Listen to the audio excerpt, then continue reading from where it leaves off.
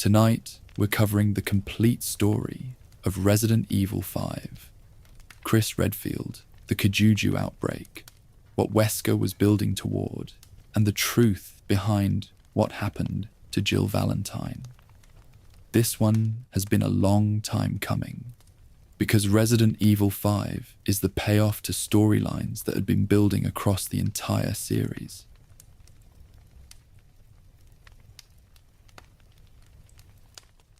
Chris Redfield was a tired agent by the time the deployment to Africa occurred.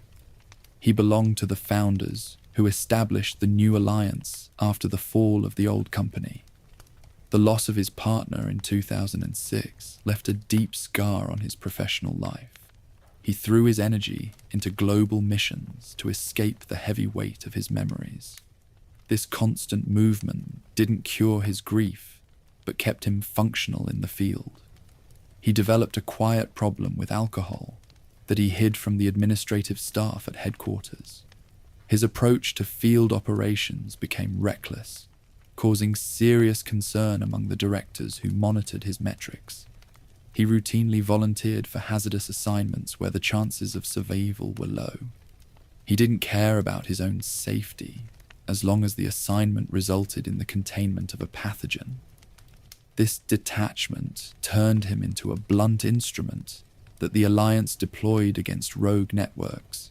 He flatly refused to accept a permanent partner to replace the colleague he lost at the estate. This decision left a vacant space in his career that tracking files noted with regularity. Working alone allowed him to avoid the psychological pain of losing another team member in a combat zone. He treated every temporary assignment as a solo operation, ignoring the local guides who were assigned to his perimeter. His isolation was a defensive choice that kept him detached from the personnel around him. The files inside the database described a veteran who operated without regular human attachments. His daily routine consisted of paperwork, range practice, and long flights to unstable territories. He didn't discuss his personal life with the technicians who checked his equipment before a drop. The Alliance tolerated his independent behavior because his mission's success rate remained flawless across multiple continents. He was a machine that ran on a mixture of discipline and unaddressed sorrow. The partner-shaped hole in his timeline defined his professional choices during the late 2000s. Every report he logged featured a technical clarity that hid his internal breakdown from the reviewers. He carried the old badge from his police days inside his tactical vest as a private reminder. He believed his career would finish inside an anonymous grave before the global network could be dismantled. This mindset pushed him toward the hot zone, ready for whatever waited in the streets.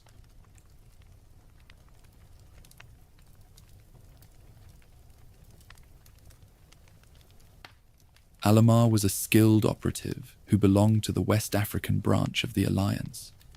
Her entry into the agency was driven by a personal history that tied her directly to the region. When she was a child, her parents died during an event at a local facility. The official statement from the government blamed a factory accident for the sudden deaths of the workers. The true cause was a corporate test that used live weapons on the civilian population. The loss of her family forced her to seek shelter with guerrilla fighters who operated in the savannah. These forces taught her to handle small firearms and navigate the rough landscape without standard maps. She learned to survive in harsh conditions before she ever received a formal badge from law enforcement. Her background gave her an intimate understanding of the tribal cultures that regular agents lacked. This knowledge made her an invaluable asset when the Alliance expanded its operations into the area. The Kajuju sector held a profound meaning for her because it represented her childhood home. She viewed the deployment as a simple assignment, but as a direct defense of her homeland. Her primary motivation was to prevent another municipal slaughter from erasing her people from the map. She possessed a fierce dedication that stood out in her official profiling files. Her presence ensured that the Alliance had a guide who respected the local territory completely. She acted as the perfect counterweight to ground the reckless momentum of her new partner. While Chris focused entirely on his objective, she maintained an awareness of the surrounding grid. Her balanced perspective kept them alive when his tunnel vision threatened to lead them into an ambush. She wasn't afraid to challenge his tactical decisions when his choices ignored the local safety protocols. Her resilience made her an equal partner who could handle the intense stress of the deployment. Her tactical tools included an exceptional agility and a sharp focus with standard sniper rifles. She could move through narrow passages quickly, providing cover while her partner handled the heavy gates. The branch directors selected her for this mission because her psychological stability was rated as flawless under pressure. She stood on the tarmac, her uniform ready as the transport plane arrived at the terminal. She was ready to face the company that had stolen her family years ago. Part 3. Ricardo Irving. Ricardo Irving was a broker who managed the illegal trade of biological pathogens in the black market. He hid his illicit transactions beneath a legitimate title inside the resource development division of Tricell.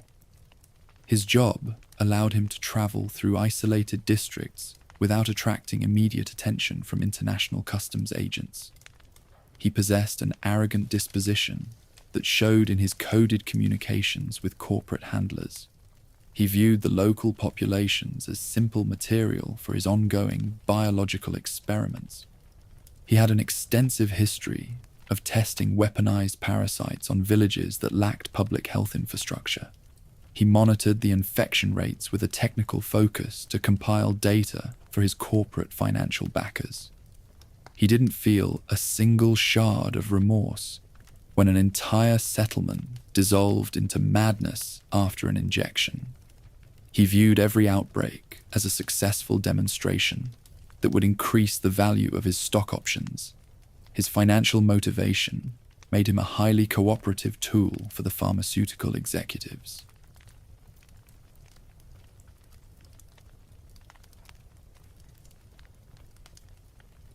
Investigators discovered that he had sold refined samples of the parasite to a militant group of nationalists.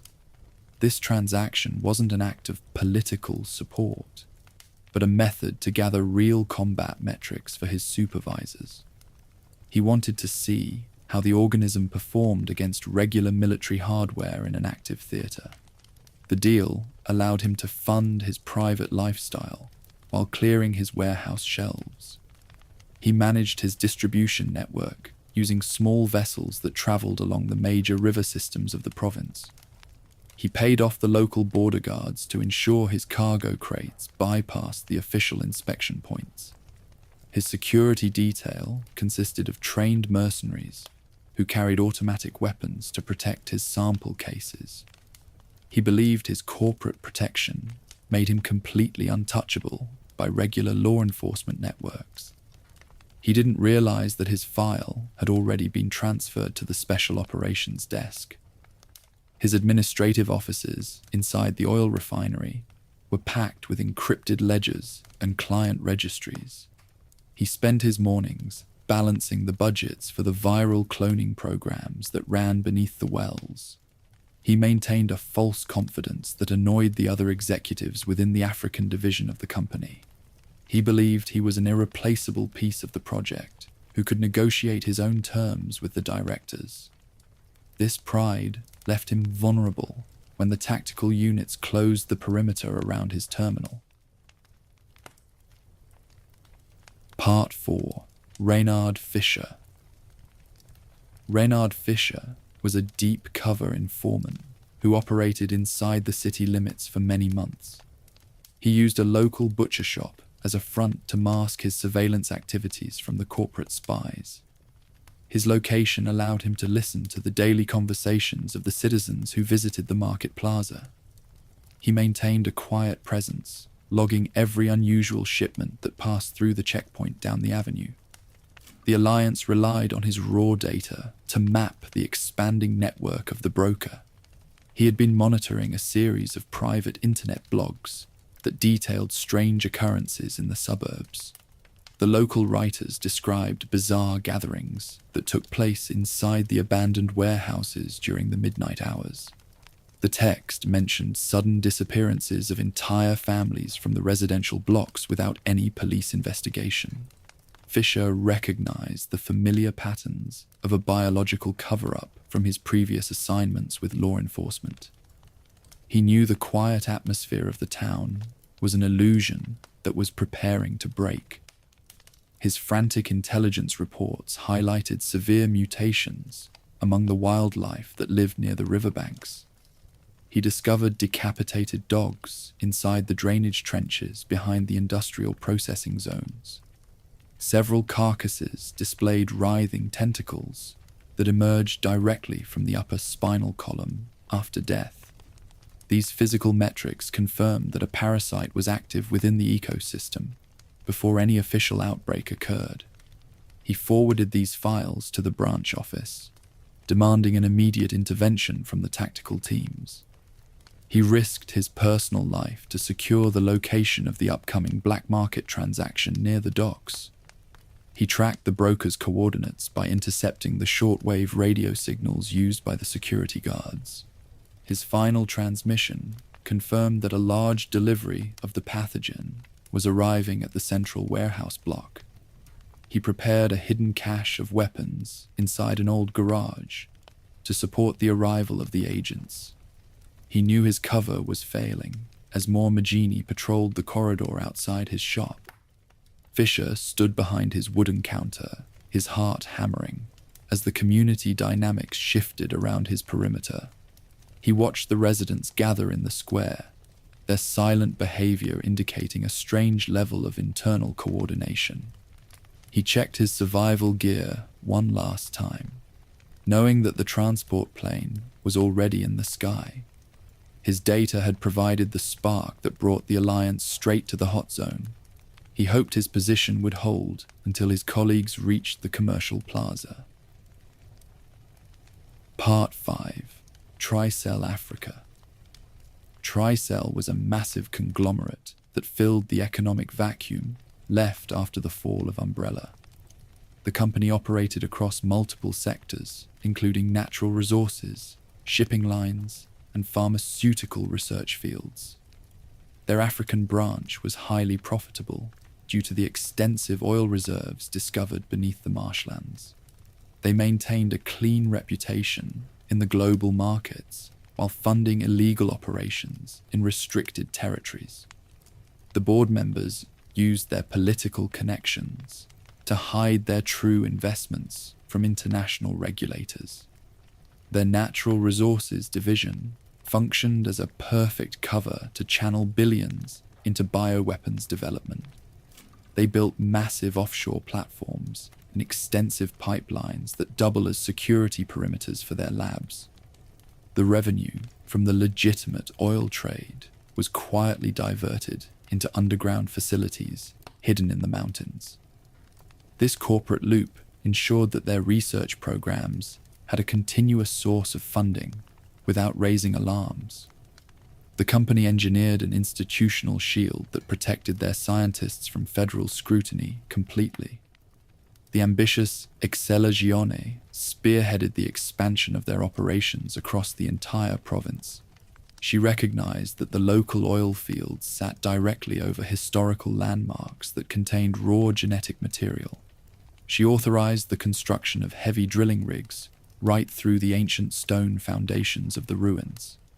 The corporate infrastructure allowed them to install advanced server arrays and sterile clean rooms beneath the active wells.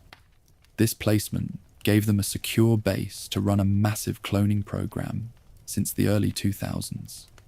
The company didn't answer to the municipal government because they owned the local infrastructure completely. They built the roads, supplied the power, and employed the majority of the civilian population inside the sector. This economic leverage allowed them to suppress any local investigations regarding employee health or environmental contamination.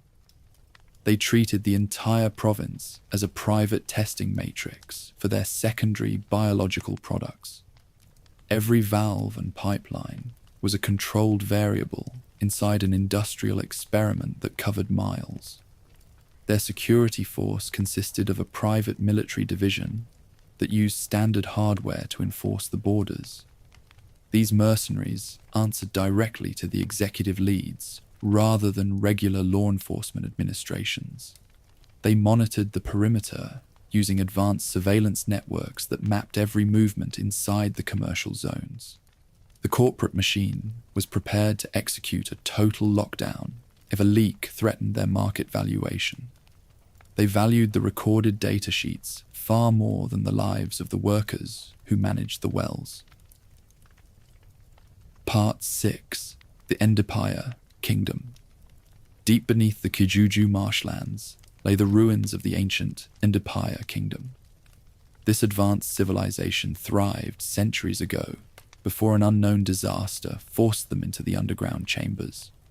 Their architecture featured massive stone structures and intricate reflective systems that utilized natural sunlight perfectly. The centerpiece of their empire was a sacred garden hidden inside the deepest cavern system of the mountain. The tribe built their entire religious hierarchy around the protection of this biological ground zero. The garden contained a rare plant known as the stairway to the sunflower.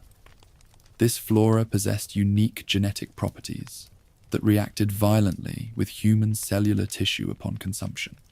Ndipaya royalty underwent a brutal selection ritual, where candidates ate the toxic fluids of the plant. Those exceptional individuals whose DNA survived the poisoning gained godlike strength and a permanent immortality. The vast majority of the candidates died instantly as the raw pathogen tore their organs apart. In 1969, corporate forces from Umbrella discovered the exact coordinates of the underground garden. Oswell Spencer recognized that the plant held the key to his eugenics program for the human race. He deployed heavily armed mercenaries to violently drive the indigenous tribe out of their ancestral home. The corporate soldiers used automatic weapons to clear the stone chambers, destroying centuries of historical records. The company stole the garden, turning a holy site into a restricted laboratory zone. They built a massive research facility directly over the sacred flora to cultivate the Progenitor Virus. Scientists harvested the raw fluids to create the foundation for every major pathogen in their weapon catalogue. The remaining members of the tribe were forced to relocate to the surrounding wetlands as refugees. They watched the corporate infrastructure expand across their old borders, unable to challenge the international company. The ancient kingdom became a hidden node inside a global network of biological weaponization. The stone ruins remained silent for decades, while the developers extracted the genetic secrets from the soil. The automated grow lights replaced the natural sun rays that once illuminated the tribal ceremonies. The architecture was preserved simply because the concrete structures offered an ideal barrier against external surveillance. The descendants of the kings lived in poverty on the surface while their heritage funded a corporate empire. The sacred garden was the birthplace of a poison that was preparing to swallow the world. Part 7. The Uroboros Project Origins. Albert Wesker utilized the immense funding from Tricell to initiate his final creation. He wanted to engineer a pathogen that would act as a tool for artificial selection on a global scale. This project was named Uroboros to represent the cyclical nature of life and destruction he envisioned. He used a base of the raw Progenitor Virus extracted from the underground garden as his foundation. The compound was too volatile until he discovered a structural stabilizer inside a captive specimen. He used the unique antibodies harvested from Jill Valentine's system to balance the viral execution mechanism. Her previous exposure to the vaccine in Raccoon City had left her blood with a rare resilience. These proteins allowed the virus to evaluate the host DNA without causing immediate cellular collapse during integration. The resulting strain was a precise filter designed to scan the genetic code of every human cell. It wasn't a weapon for a local conflict, but an evolutionary engine. Unlike previous bioweapons that designed mindless zombies, Uroboros had an intelligent selection directive. If a host possessed superior genetics, the virus integrated with their biology to grant physical perfection. The chosen individuals became stronger, faster, and retained their cognitive faculties completely within the new state. They were the candidates for a new tier of human evolution that would rule the planet. The captain viewed himself as the supreme architect of this new world order. If the host's DNA was flawed, the virus violently rejected the cells with a destructive force. The pathogen would rapidly consume the organic tissue, converting the host into a mindless mass of ghoulish material. Writhing tentacles of black matter would erupt from the skin, searching for fresh, organic targets to consume. The failure mode was absolute, transforming 99% of the population into a screaming slurry of flesh. There's no middle ground inside the calculations of the corporate virus. Wesker planned to load the finished Uroboros warheads into the cargo bay of a specialized stealth bomber. He wanted to launch the payload into the upper stratosphere to maximize the global wind currents. The dispersal would release the pathogen across every continent simultaneously, triggering an immediate selection process. He was willing to erase 6 billion people to achieve his private dream of becoming a god. The scale of the plot was an institutional execution that required a total purge of the old world.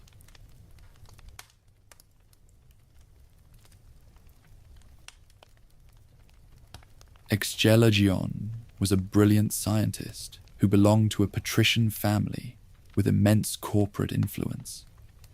She used her lineage to secure a high position within the administrative hierarchy of the company.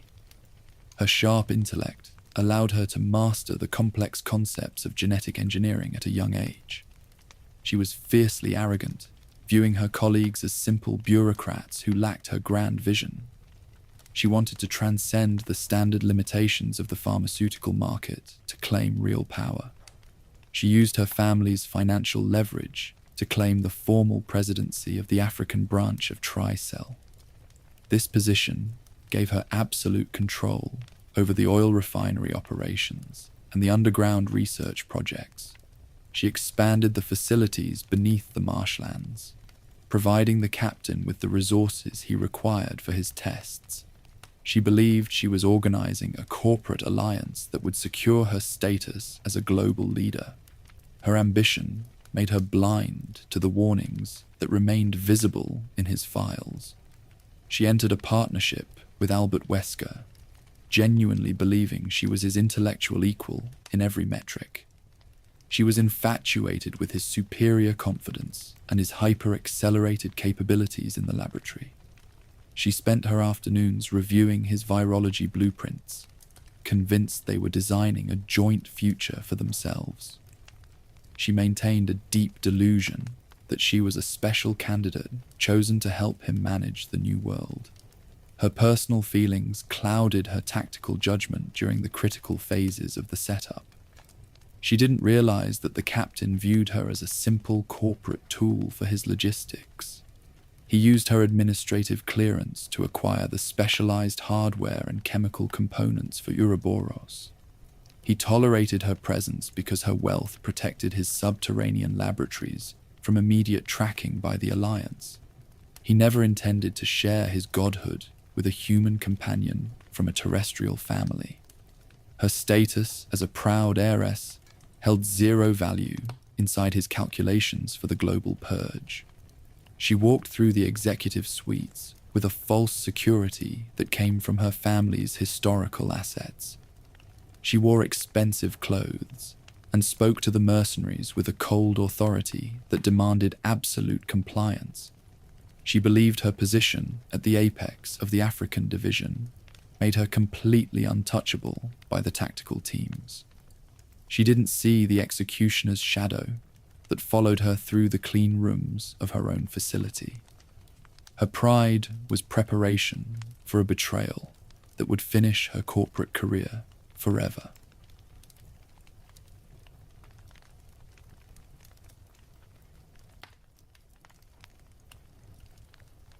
Three years prior to the Kijuju deployment, an important lead arrived at the Alliance tracking desk. Jill Valentine and Chris Redfield received a reliable tip confirming the location of the final Umbrella founder. The intelligence pointed toward a secluded estate built on a steep cliffside in Europe.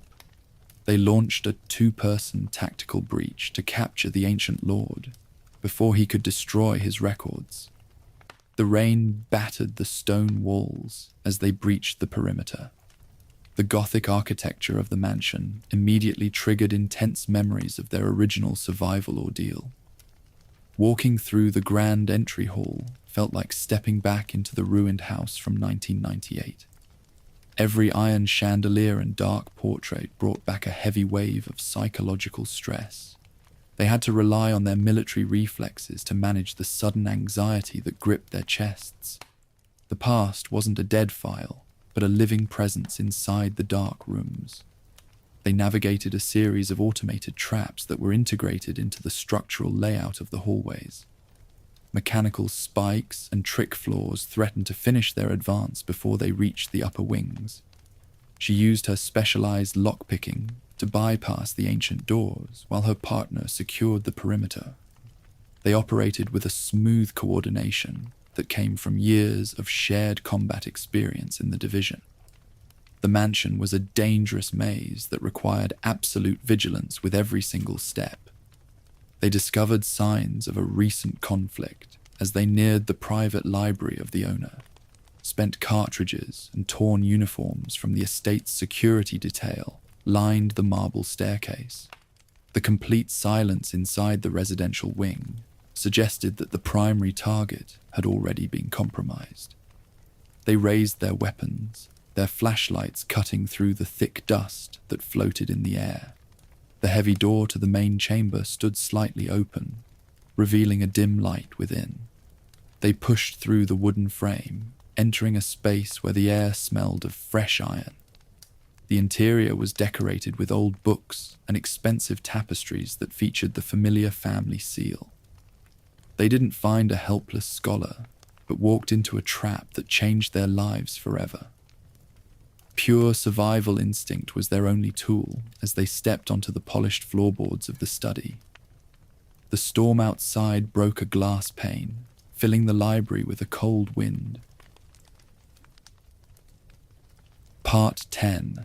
Spencer's Confession.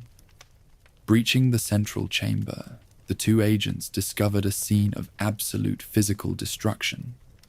The personal bodyguards of the ancient lord were piled in the corners like disposable material. Oswell Spencer lay dead on the floorboards near his leather chair, his chest crushed by a blunt strike. Albert Wesker stood directly over the carcass, his dark glasses reflecting the green monitors behind the desk. The captain had arrived ahead of the tactical team to settle an old debt. Before his consciousness faded, the old man had confessed the true purpose of the secret programs. Spencer revealed that the dozens of orphans collected decades ago were part of a eugenics experiment. This project was designed to manufacture a superior line of humans who would serve his God complex. Albert learned that his entire life was a controlled sequence managed by the company's financial choices. His personal achievements were simply the metrics of an institutional plan that used his body. Having internalized this data, the captain resolved to permanently execute his creator to claim the vision. He didn't want to be a simple product inside a corporate ledger for an elderly lord. He cast aside his old identity as a double agent, adopting a personal campaign of global purification. The confession transformed his goals, giving him a hard purpose that went beyond market shares. He was going to use the eugenics data to rewrite the evolutionary laws of the planet. He turned to face his former subordinates with a calm smile that held zero human empathy. He wiped the fresh blood from his gloves, his posture relaxed despite the weapons aimed at his chest. He viewed the arrival of the agents as a minor distraction inside his new timeline. He explained that their concepts of lawful authority were obsolete within a room where a god died. The library became a tactical arena where words were no longer effective parameters. The lightning illuminated his silhouette against the storm window as he prepared his opening strike. Jill checked her ammunition, her military training allowing her to focus through the intense dread of the room. Chris maintained his line of sight, his finger resting on the smooth trigger of his rifle.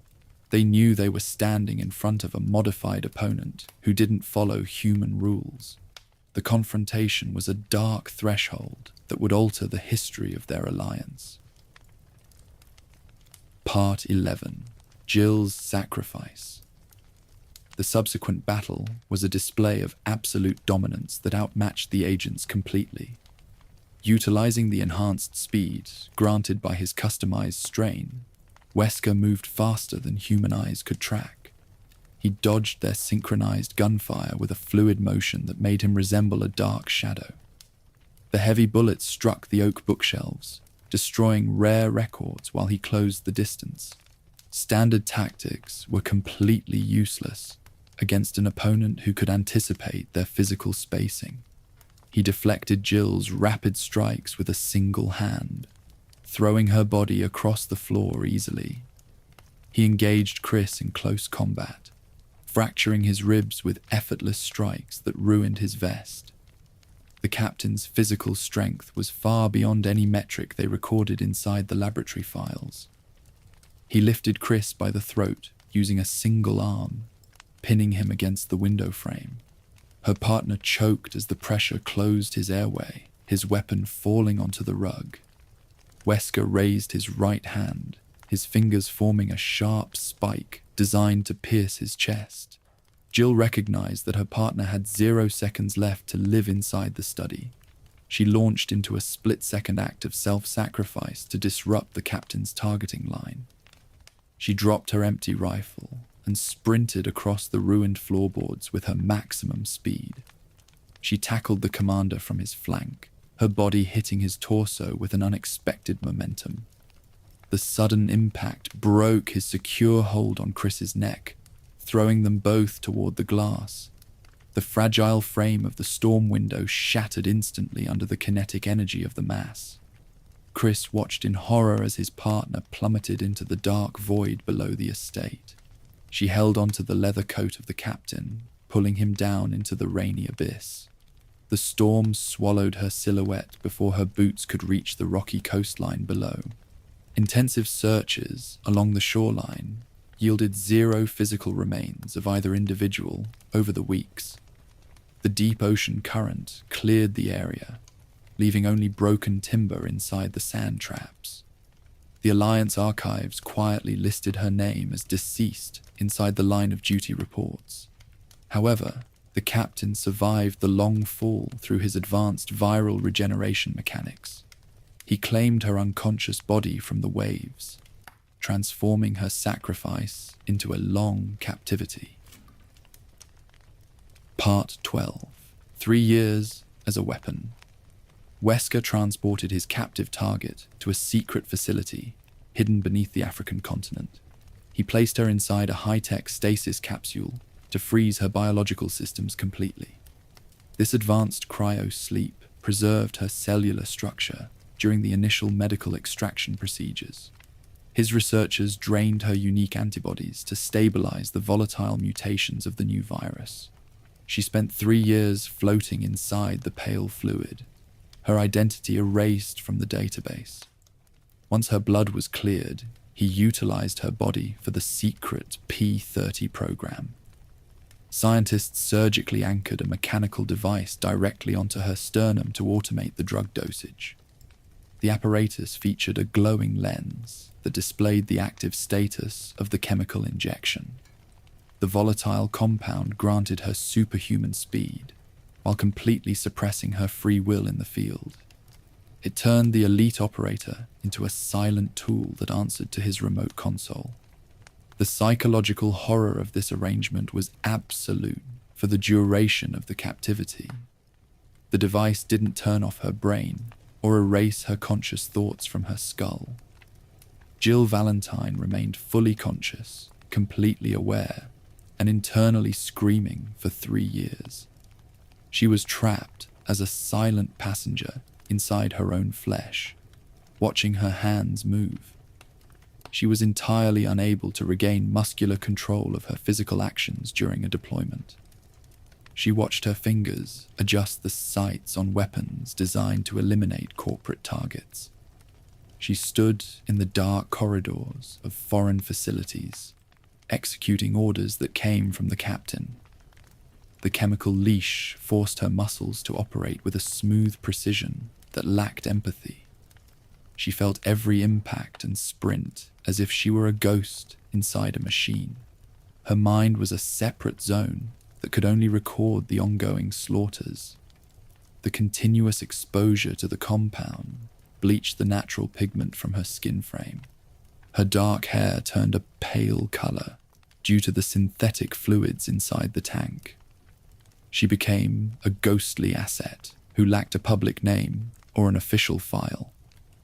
Wesker checked her metrics every week, satisfied with the compliance of his premier enforcer.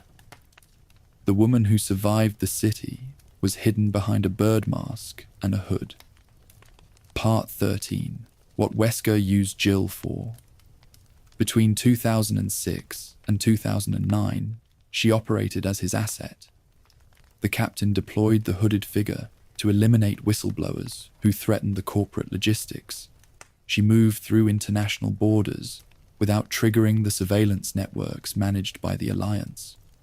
Her special forces training allowed her to breach secure complexes without leaving physical footprints.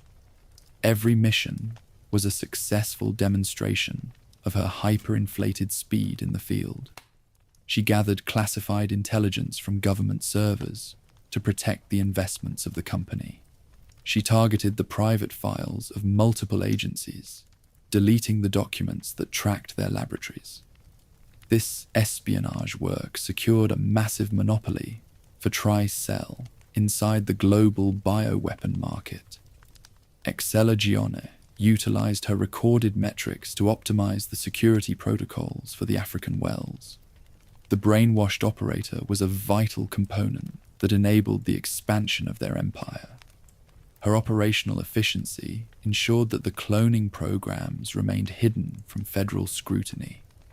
She intercepted the tracking assets dispatched by the branch officers, neutralizing the scouts before they could report. She handled the delicate logistics for the transport of raw materials across the desert. Her steady hands were used to assemble the intricate components of the missile payload delivery systems.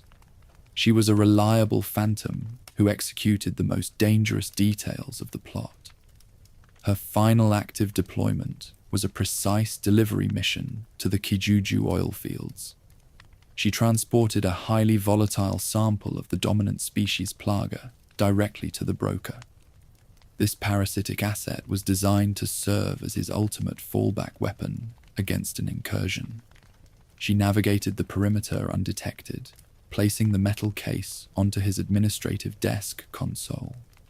Irving accepted the payload with a false confidence that came from his corporate shield. The transaction completed, she retreated to the shadow of the monarch room to wait. She adjusted her purple cloak to mask the glowing lens that hummed on her chest. Her presence in the province was a secret indicator that the final test was nearing. The captain monitored her location from his ship, ready to use her against his old rival. The stage was set for a reunion that would test her survival limits completely.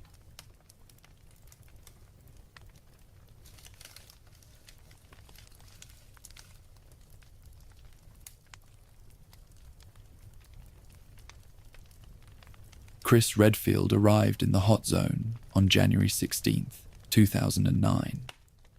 The tropical sun was bright, but the atmosphere inside the terminal felt completely dead. He rendezvoused with Sheva Alomar near the checkpoint to begin their initial perimeter sweep. They moved through the dirt streets, their boots kicking up dust as they approached the market. The architecture consisted of low concrete blocks that offered minimal cover from an ambush. The entire urban population had already been systematically infected before their helicopter touched down. He noted with tactical suspicion that the local residents refrained from launching an immediate attack. The citizens went about their daily routines, ignoring the heavily armed agents who crossed the plaza. This eerie restraint was an indicator that something was controlling the behavior of the community. A normal crowd would have reacted with confusion or hostility to their presence. Shiva analyzed the movements of the Magini, noticing a strange lack of human spontaneity. They stood on the street corners, their pale eyes tracking the team with an absolute focus. They didn't speak to each other, but maintained a silent coordination that felt mechanical. This unnatural balance confirmed that an outside force managed the local network through synthetic means.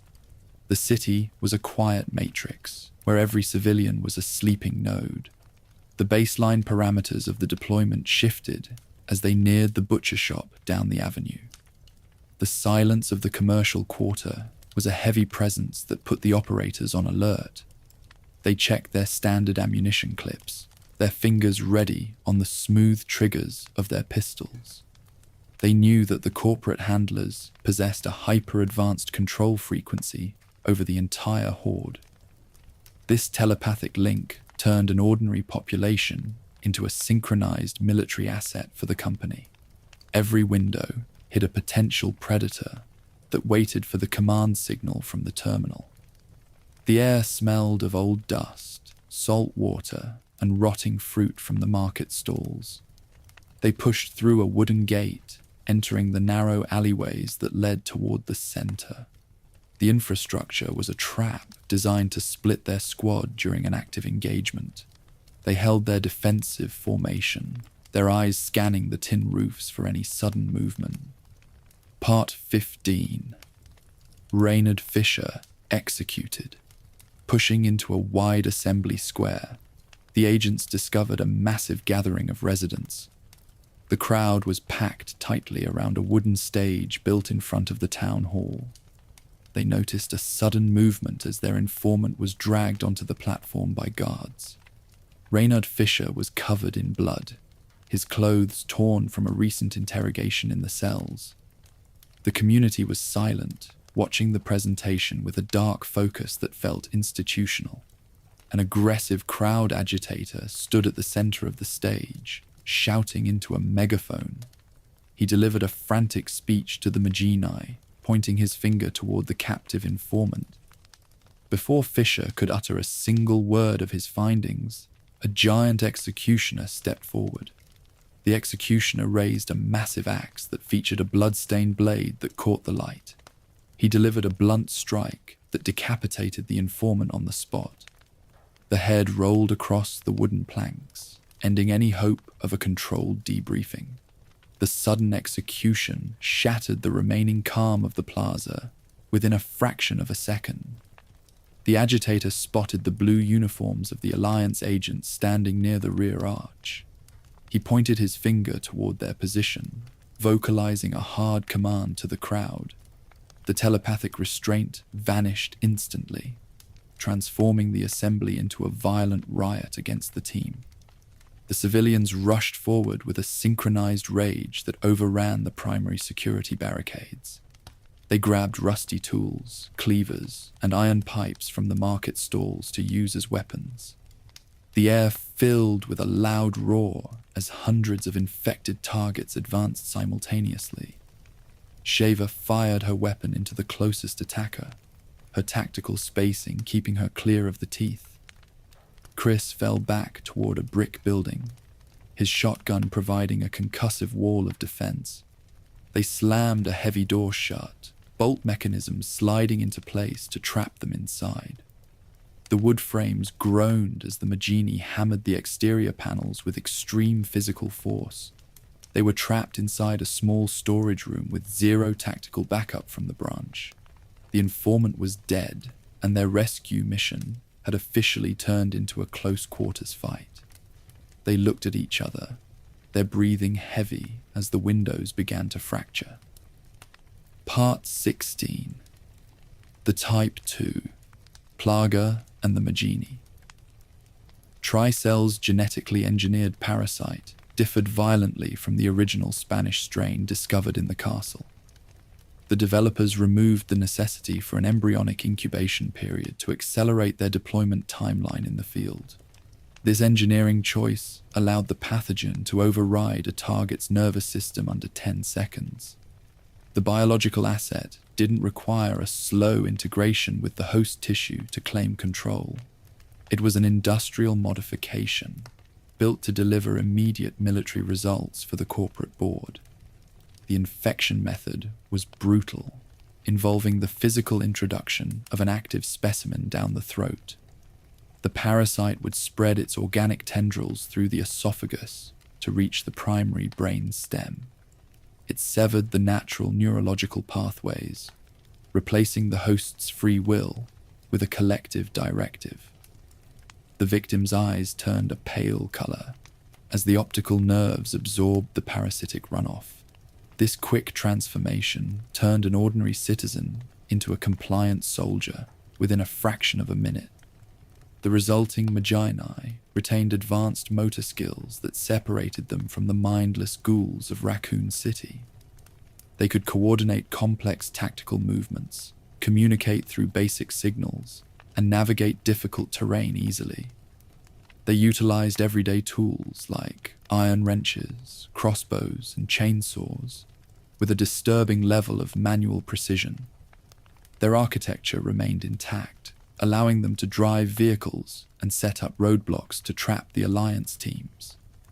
This cognitive retention made them far more dangerous than any standard viral product on the market. They operated as aggressive propagators who focused entirely on multiplying their numbers within the quarantine sector. They didn't just attack to consume flesh, but actively pinned down uninfected targets on the pavement. Multiple Magini would hold a victim's limbs, while another forced a live parasite into their mouth. This reproductive behavior allowed the outbreak to spread through an entire district in a few hours. The method turned every captured citizen into a fresh vector for the expanding corporate infection. The host body experienced an increase in physical stamina that ignored standard structural damage from firearms. A Magini could absorb multiple pistol rounds to the torso without losing his forward momentum. The parasite reinforced the muscular system, allowing the host to sprint across wide gaps effortlessly. They only dropped when the central organism inside the chest frame was completely destroyed by heavy ordnance. This physical resilience forced the agents to adjust their marksmanship tactics to conserve their remaining ammunition clips. The social dynamics of the city were completely overwritten by the hive intelligence of the organism. They maintained a false appearance of normalcy until an outsider crossed the perimeter line of their sector. The control frequency managed their aggression levels, turning a quiet market into a coordinated ambush zone. Shiva monitored their movements through her sights, noticing how they answered the agitator's signals perfectly. The company had transformed a peaceful community into a living shield for their underground laboratories. Part 17. Alpha Team dead. Chris and Shiva tracked a frantic distress signal that emanated from a dark warehouse near the commercial docks. The building was massive, filled with old shipping containers and smelled of fresh copper from an active skirmish. They moved through the broken entrance, their flashlights cutting through the thick smoke that hung over the floorboards. They discovered the entirety of Alpha Team slaughtered, their tactical gear ruined by deep lacerations. The elite operators had been torn apart by an opponent that possessed immense physical strength. Captain Dan Dechant was the only member who lived long enough to deliver a final transmission. He lay against a metal crate, his uniform soaked in dark blood from his fatal chest wounds. He gripped Chris's vest, his voice a shallow whisper, as he warned him about a corporate double-cross. He explained that their squad had been ambushed by a creature that didn't resemble the Magini. He succumbed to his internal injuries before he could provide the specific security codes for the elevator. The team had been systematically wiped out by a loose specimen from the Uroboros Research Division. This experimental subject was a mass of writhing black tentacles that used human biomass to increase its volume. It ignored standard gunfire, its organic structure absorbing the kinetic force of their rifles without flinching. The data logs left on Dechant's terminal confirmed that the encounter was a monitored test of its combat efficiency. The company used his veteran soldiers as simple material to log the weapon's parameters. This horrific discovery provided Chris with his first hard confirmation regarding the scale of the deployment. They weren't dealing with a simple black market raid involving a rogue arms broker. The entire sector was a massive bio-warfare trap, managed by an international conglomerate to collect data streams. The presence of such an advanced pathogen proved that Umbrella's legacy remained active inside new corporate networks. The warehouse was an entry gate to an underground testing matrix that covered the entire province. Shiva secured the rear perimeter, while Chris collected the tactical data drives from the fallen captain's belt. She felt a cold anger as she looked at the bodies of the operators who had landed hours ago. They were highly trained professionals who had been sacrificed to preserve a corporate balance sheet. The realization that their own agency had walked into an ambush ruined her confidence in the local leads. They had to adjust their strategy immediately to handle threats that standard manuals never described.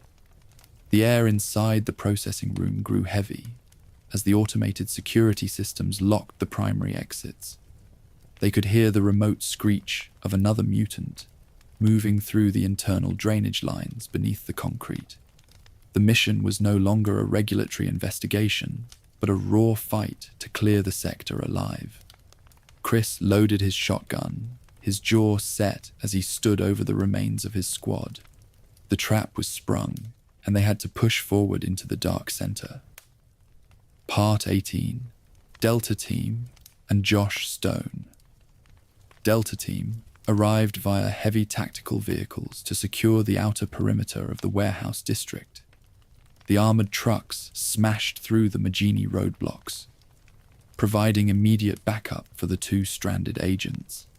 The team was led by Shiva's military mentor, Captain Josh Stone, a veteran who managed the branch.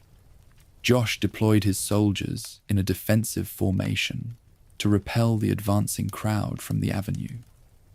The mechanical noise of the engines brought a temporary wave of relief to the plaza. Sheva shared a complex history with the captain, who had rescued her from the savannah years ago. He was the individual who trained her in special operations and sponsored her entry into the Alliance. His presence on the field provided an emotional anchor that grounded her focus during the crisis. They exchanged a quick salute before diving into the data logs to analyze their situation. Josh was a reliable commander who refused to abandon his students within a hostile sector. During the brief briefing near the vehicle, Stone transferred an encrypted file to Chris's portable terminal. The digital drive contained high-level surveillance data intercepted from a corporate satellite network. Chris accessed the directory, his fingers steady as the green text began to load on his screen.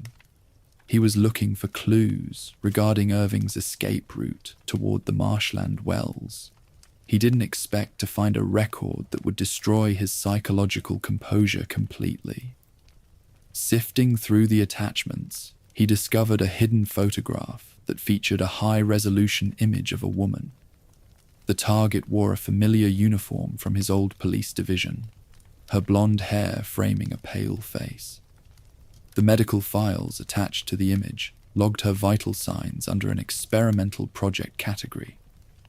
Chris stared at the monitor, his breath catching as he recognized the features of his lost partner. Jill Valentine was actively alive and operating inside the hot zone of this province. The sudden revelation shattered his understanding of his career and his purpose in the field. The grief he carried for 3 years turned into a sharp focus that locked his tunnel vision.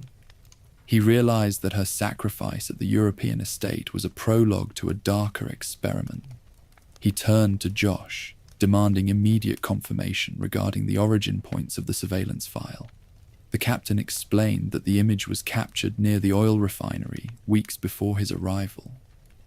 The mission was no longer a simple containment assignment for a public biosecurity alliance. He had a personal motive that pushed him to break through any obstacle the company deployed. Sheva watched his transformation, recognizing the intense determination that hardened his expression in the dark. They had to coordinate their movements with Delta Team to breach the inner security lines of the district. They left the clearing, their boots hitting the asphalt as the sirens began to wail. Part 19. Irving's Escape and the Hooded Figure. Chris and Sheva cornered Ricardo Irving inside an administrative office near the militia encampment building. They kicked the wooden door open, their weapons raised to trap the broker before he could destroy his logs. Irving backed away toward the desk console, his hands shaking as his corporate confidence dissolved. He reached for a metal case on the table, but Sheva secured the angle with her rifle. The room was quiet, filled with the smell of old paper and spent grease from the wells. Just as they prepared to secure his arms, a sudden crash shattered the main glass window. A mysterious figure leaped into the room from the roof, her movements fluid and exceptionally fast. She wore a heavy bird mask and a deep purple hood that hid her face from their sights. She didn't speak a single word, but used a compact line to hook Irving's tactical vest. This intervention was a calculated extraction protocol designed to preserve the broker's data sheets. The cloaked woman physically extracted the broker through the broken window frame before they could fire. They dropped onto the back deck of a waiting corporate vehicle that idled in the alleyway. The car tore through the perimeter gate, its tires screaming against the gravel as it entered the avenue.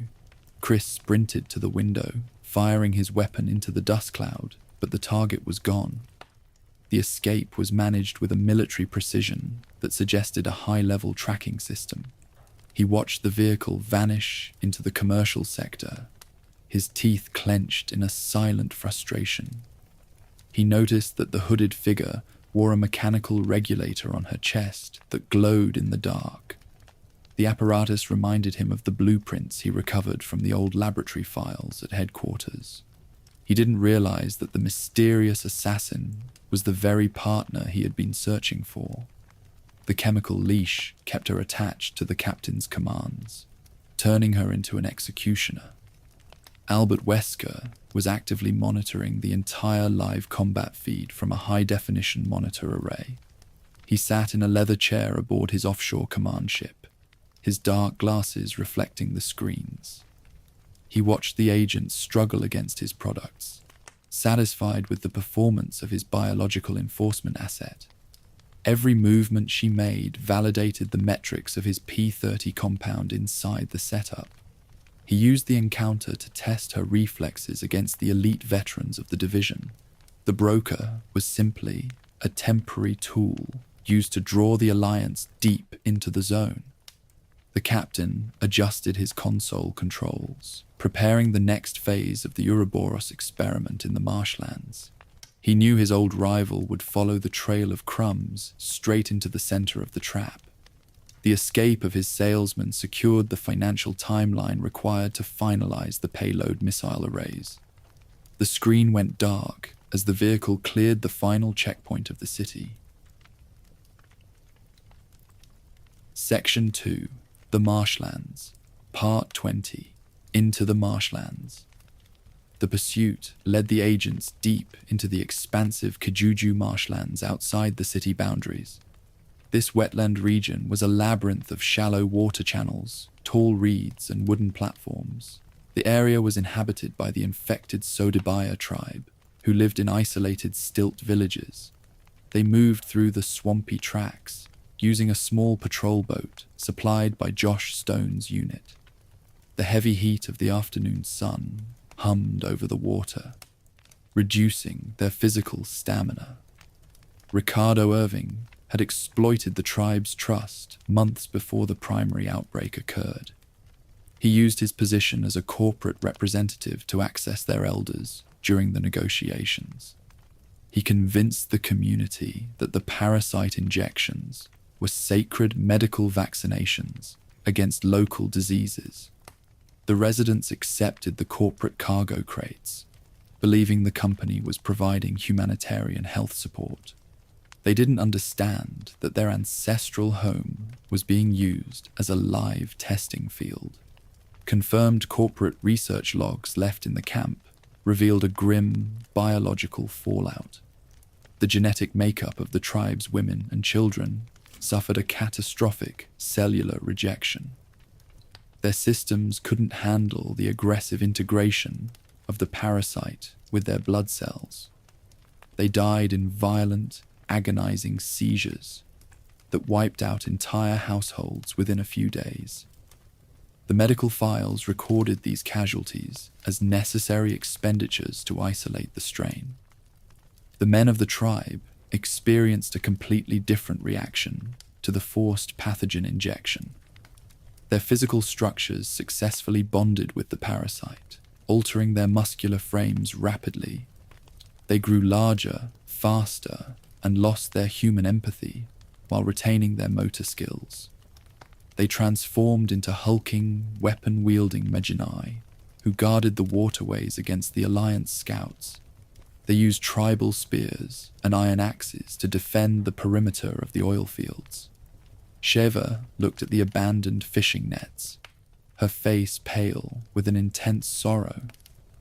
She recognized the traditional markings of a culture that had been systematically erased by corporate greed. The company had used her people as simple test subjects to refine their commercial products.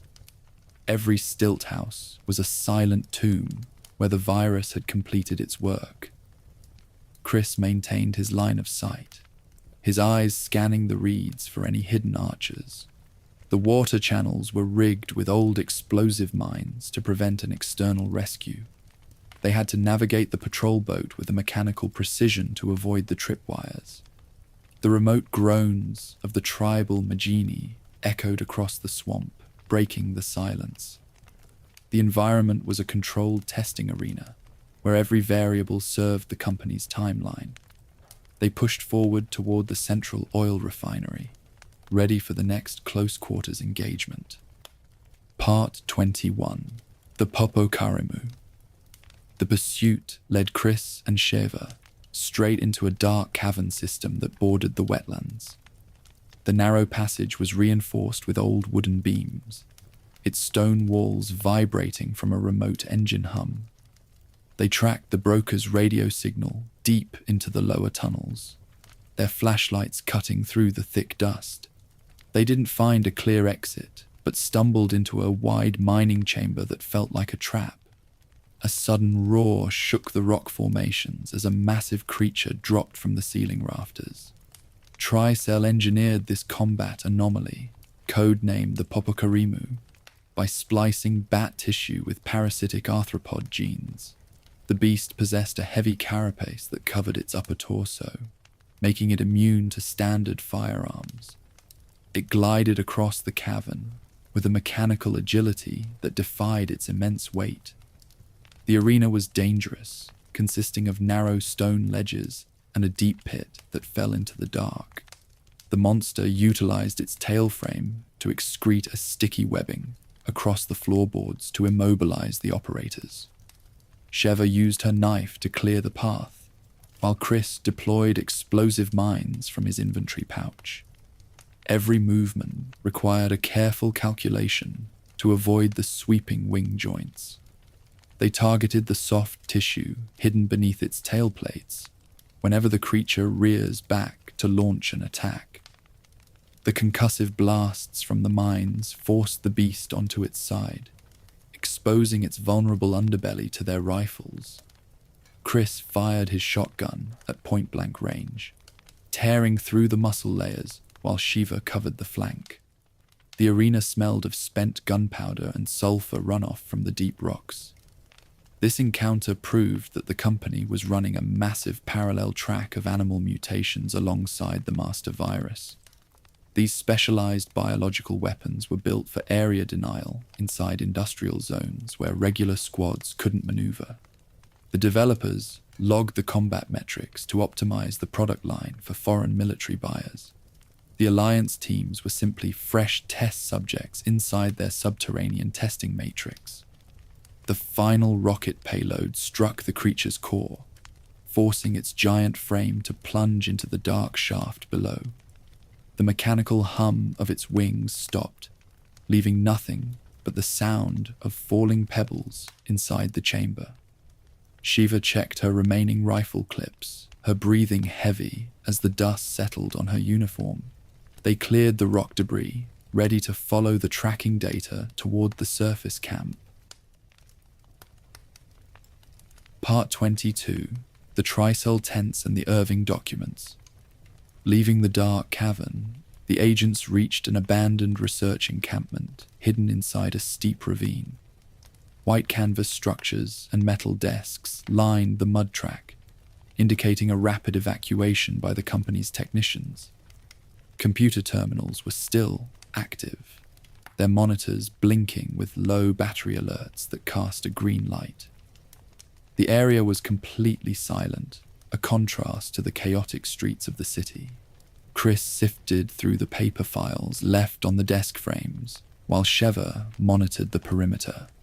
Irving had intentionally left behind a collection of false ledgers to mislead any investigation teams who breached the sector. Chris used his analytical special forces training to trace the real digital signatures hidden inside the network directories. He wasn't looking for standard corporate assets, but wanted the specific signatures of their financial backers. His analytical focus cracked the encryption keys, revealing a series of massive wire transfers from the Natural Resources Division. The documents detailed how the company used its oil revenue to fund the local parasitic outbreak directly. This physical evidence provided the absolute proof needed to connect the international conglomerate to the biological slaughter in the province. The tracking files were secure inside his vest pocket now. Sitting inside the quiet tent, Chris finally broke his long silence regarding his past. He looked at the surveillance images of the blonde woman, his voice steady but heavy with memory. He told Sheva the full history of his partnership with Jill Valentine before the alliance was officially formed. He explained how they fought the original company from the basements of Raccoon City to the borders of Russia. He described the final breach of the European estate, where they confronted their former captain 3 years ago. He detailed the window, the drop, and the long weeks spent searching the rocky coastline for her body.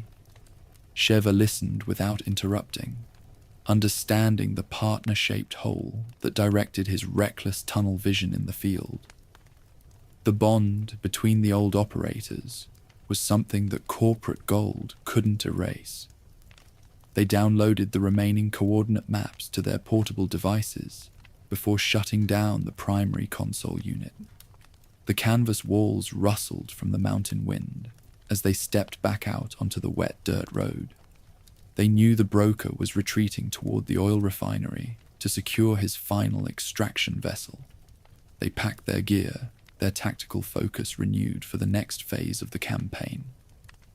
Part 23. The oil field. The coordinates led the team straight to a massive industrial oil refinery built over the water channels. The environment was a maze of steel columns, high catwalks, and large storage tanks filled with crude fuel. Armed Magini guards patrolled the scaffolding, using automatic rifles to protect the terminal valves from an incursion. The air smelled of old grease, petrol, and damp salt from the nearby bay. They located Captain Josh Stone inside a damaged warehouse room near the secondary loading docks. Josh was severely injured, but alive, after his tactical helicopter suffered a direct hit from a militia rocket. He shared his remaining shotgun shells with the squad, his stoic demeanor returning, despite the blood on his vest. He informed them that the broker was preparing his luxury yacht at the main pier. Desperate to bury the evidence of his financial deals, Irving activated the facility's automated self-destruct sequence. Alarms began to blare across the entire sector, warning of a catastrophic pressure explosion within minutes. The corporate supervisor wanted to turn the entire refinery into ash to protect his handlers from federal scrutiny. The gates locked automatically, trapping the agents inside the burning perimeter grid. They fought through a full military lockdown as the pipelines started to sparks throw into the dark. Firewalls spread along the catwalks, turning the concrete paths into a literal furnace that degraded their physical stamina. Chris used his raw strength to force a jammed valve open, clearing an exit route to the lower deck. Sheva provided continuous cover, neutralizing the Magini who tried to block their retreat. Irving escaped aboard a heavily armed corporate yacht, leaving his own mercenaries behind to die in the fire. The luxury vessel cut through the harbor, heading toward the open waters of the wide bay area. Chris, Sheva, and Josh secured a small patrol boat from the automated slipway just before the main tank detonated. The shockwave tossed their craft into the waves as the refinery collapsed behind them. They launched into a high-speed nautical chase through a shifting gauntlet of exploding fuel columns. The kinetic force of the blasts turned the water into a boiling slurry under the night sky.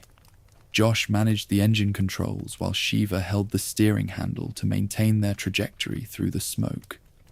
They pushed the small boat to its maximum capacity to corner the salesman before he could clear the zone.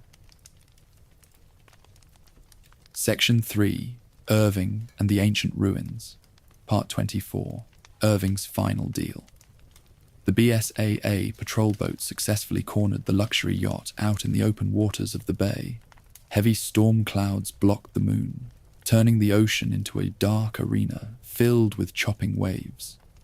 The broker's vessel engines sputtered as Chris aligned their craft with his stern frame to prevent an escape. Irving stood on the deck, his radio headset crackling with an incoming transmission from the executive suite. Excella Gionne mocked his failure over the open frequency, informing him that his contract was officially terminated. She made it clear that the company had zero use for a salesman who couldn't handle two generic investigators. Left with no political shield and facing a federal grand jury, Irving chose his ultimate fallback option. He pulled a pristine vial from his pocket, his face twisted with desperate pride. He drove the metal needle into his neck, injecting the live sample of the dominant species parasite. The pathogen triggered an immediate aquatic metamorphosis that consumed his human form within a fraction of a second. His tissue expanded violently, merging with the steel hull of the yacht to create a giant mutation. The luxury ship tore apart as massive tentacles emerged from the deep water. The broker transformed into a colossal sea leviathan, that resembled a mutated octopus with a central core. The giant limbs smashed the water, creating deep vortexes that threatened to overturn their small patrol craft. A central oral cavity opened in the middle of the mass, exposing his normal body inside the throat lining. This fleshy node was the neurological center that directed the biological weapon's movements. Chris and Sheva utilized the heavy-mounted machine guns on the deck of their boat to repel the attack. Shiva controlled the rapid-fire gun, targeting the glowing spots on the tentacles to disrupt his balance. Chris fired the automated rocket pods to shatter the protective shell plates that covered his oral core. The explosive charges filled the night air with a thick smell of burning iron and parasitic blood. The final discharge tore through his internal organs, causing the giant mass to drop back into the sea. The water turned black from the cellular runoff as the mutation lost its physical strength completely. The remnants of the yacht drifted toward the shore, the mechanical roar of the parasite finally silenced by their gunfire. The agents maintained their defensive formation, their weapons raised as the waves grew quiet. Part 25. Irving's Dying Words. The dissolving mutation threw a normal-sized dying Irving onto the wet deck plates of their patrol craft. His corporate suit was ruined, his skin covered in deep chemical burns from the high-dose injection. He coughed up black bile onto the iron grating, his breathing turning into a shallow gasp as his heart failed.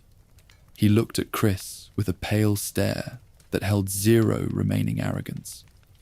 He placed the entire blame for the regional outbreak onto the shoulders of the president, Excella Gionne.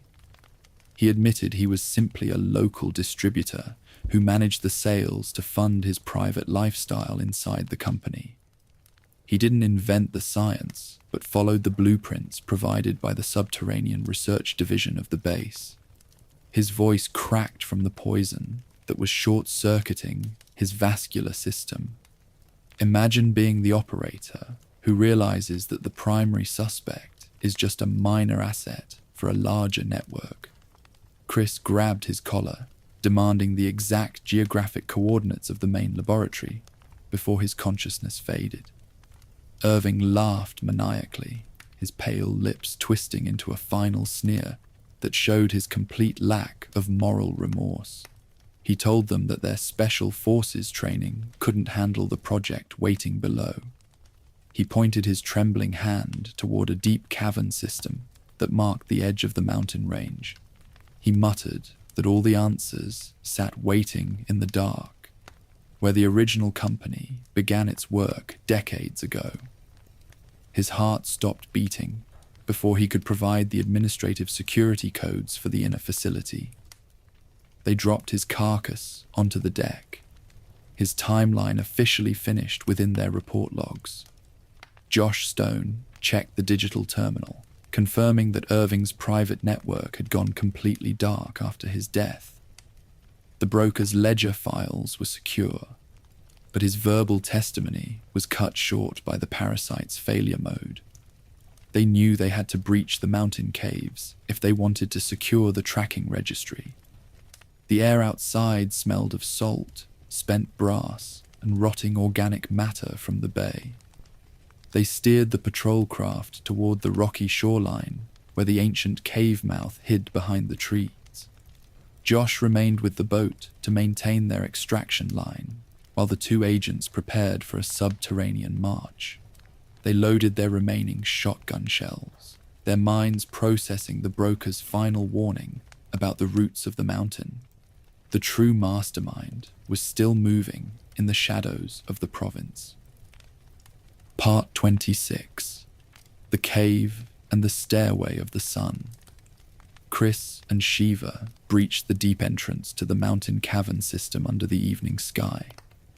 The stone passage was narrow and damp, forcing the two operators to move in a single defensive file. Their tactical lights cut through the thick gloom, illuminating ancient rock walls that descended into the center. They stepped into a massive underground chamber, where the air felt warm and carried an unusual sweetness. They discovered a beautifully preserved botanical garden hidden deep inside the heart of the mountain range. Under the automated grow lights sat thousands of flowers, thriving in specialized soil beds carved into the rock. This flora was the stairway to the sun, a rare plant that served as the foundation for their projects. The blooms were pristine, their petals glowing slightly under the synthetic light arrays of the lab. Surrounding the ancient garden were the rusted steel scaffolds left behind by Umbrella Pharmaceuticals in 1969. Old corporate crates, chemical tanks, and processing lines lined the stone paths, their labels faded by decades of moisture. This infrastructure confirmed that the original founders built their entire pharmaceutical empire right over this sacred ground. The local tribe had been driven out to protect this biological asset. Chris examined a broken desktop console, finding historical files that detailed the initial extraction processes used by James Marcus. The records confirmed that the Progenitor Virus was isolated directly from the fluids of these subterranean blooms. This garden was the genetic ground zero for every major biological disaster that had redefined human history.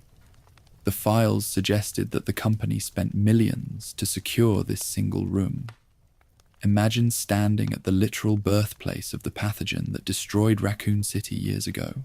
Shiva collected a soil sample, her face hard as she recognized the corporate emblem stamped on the processing tanks. They realized that Tricell didn't invent a new science, but simply moved into the old nest after the bankruptcy. The connection proved that Spencer's eugenics program was still active inside the province. They moved past the garden beds, their boots hitting the stone stairs that led toward an ancient settlement below. The mechanical hum of the automated lights was the only sound that filled the massive cavern space.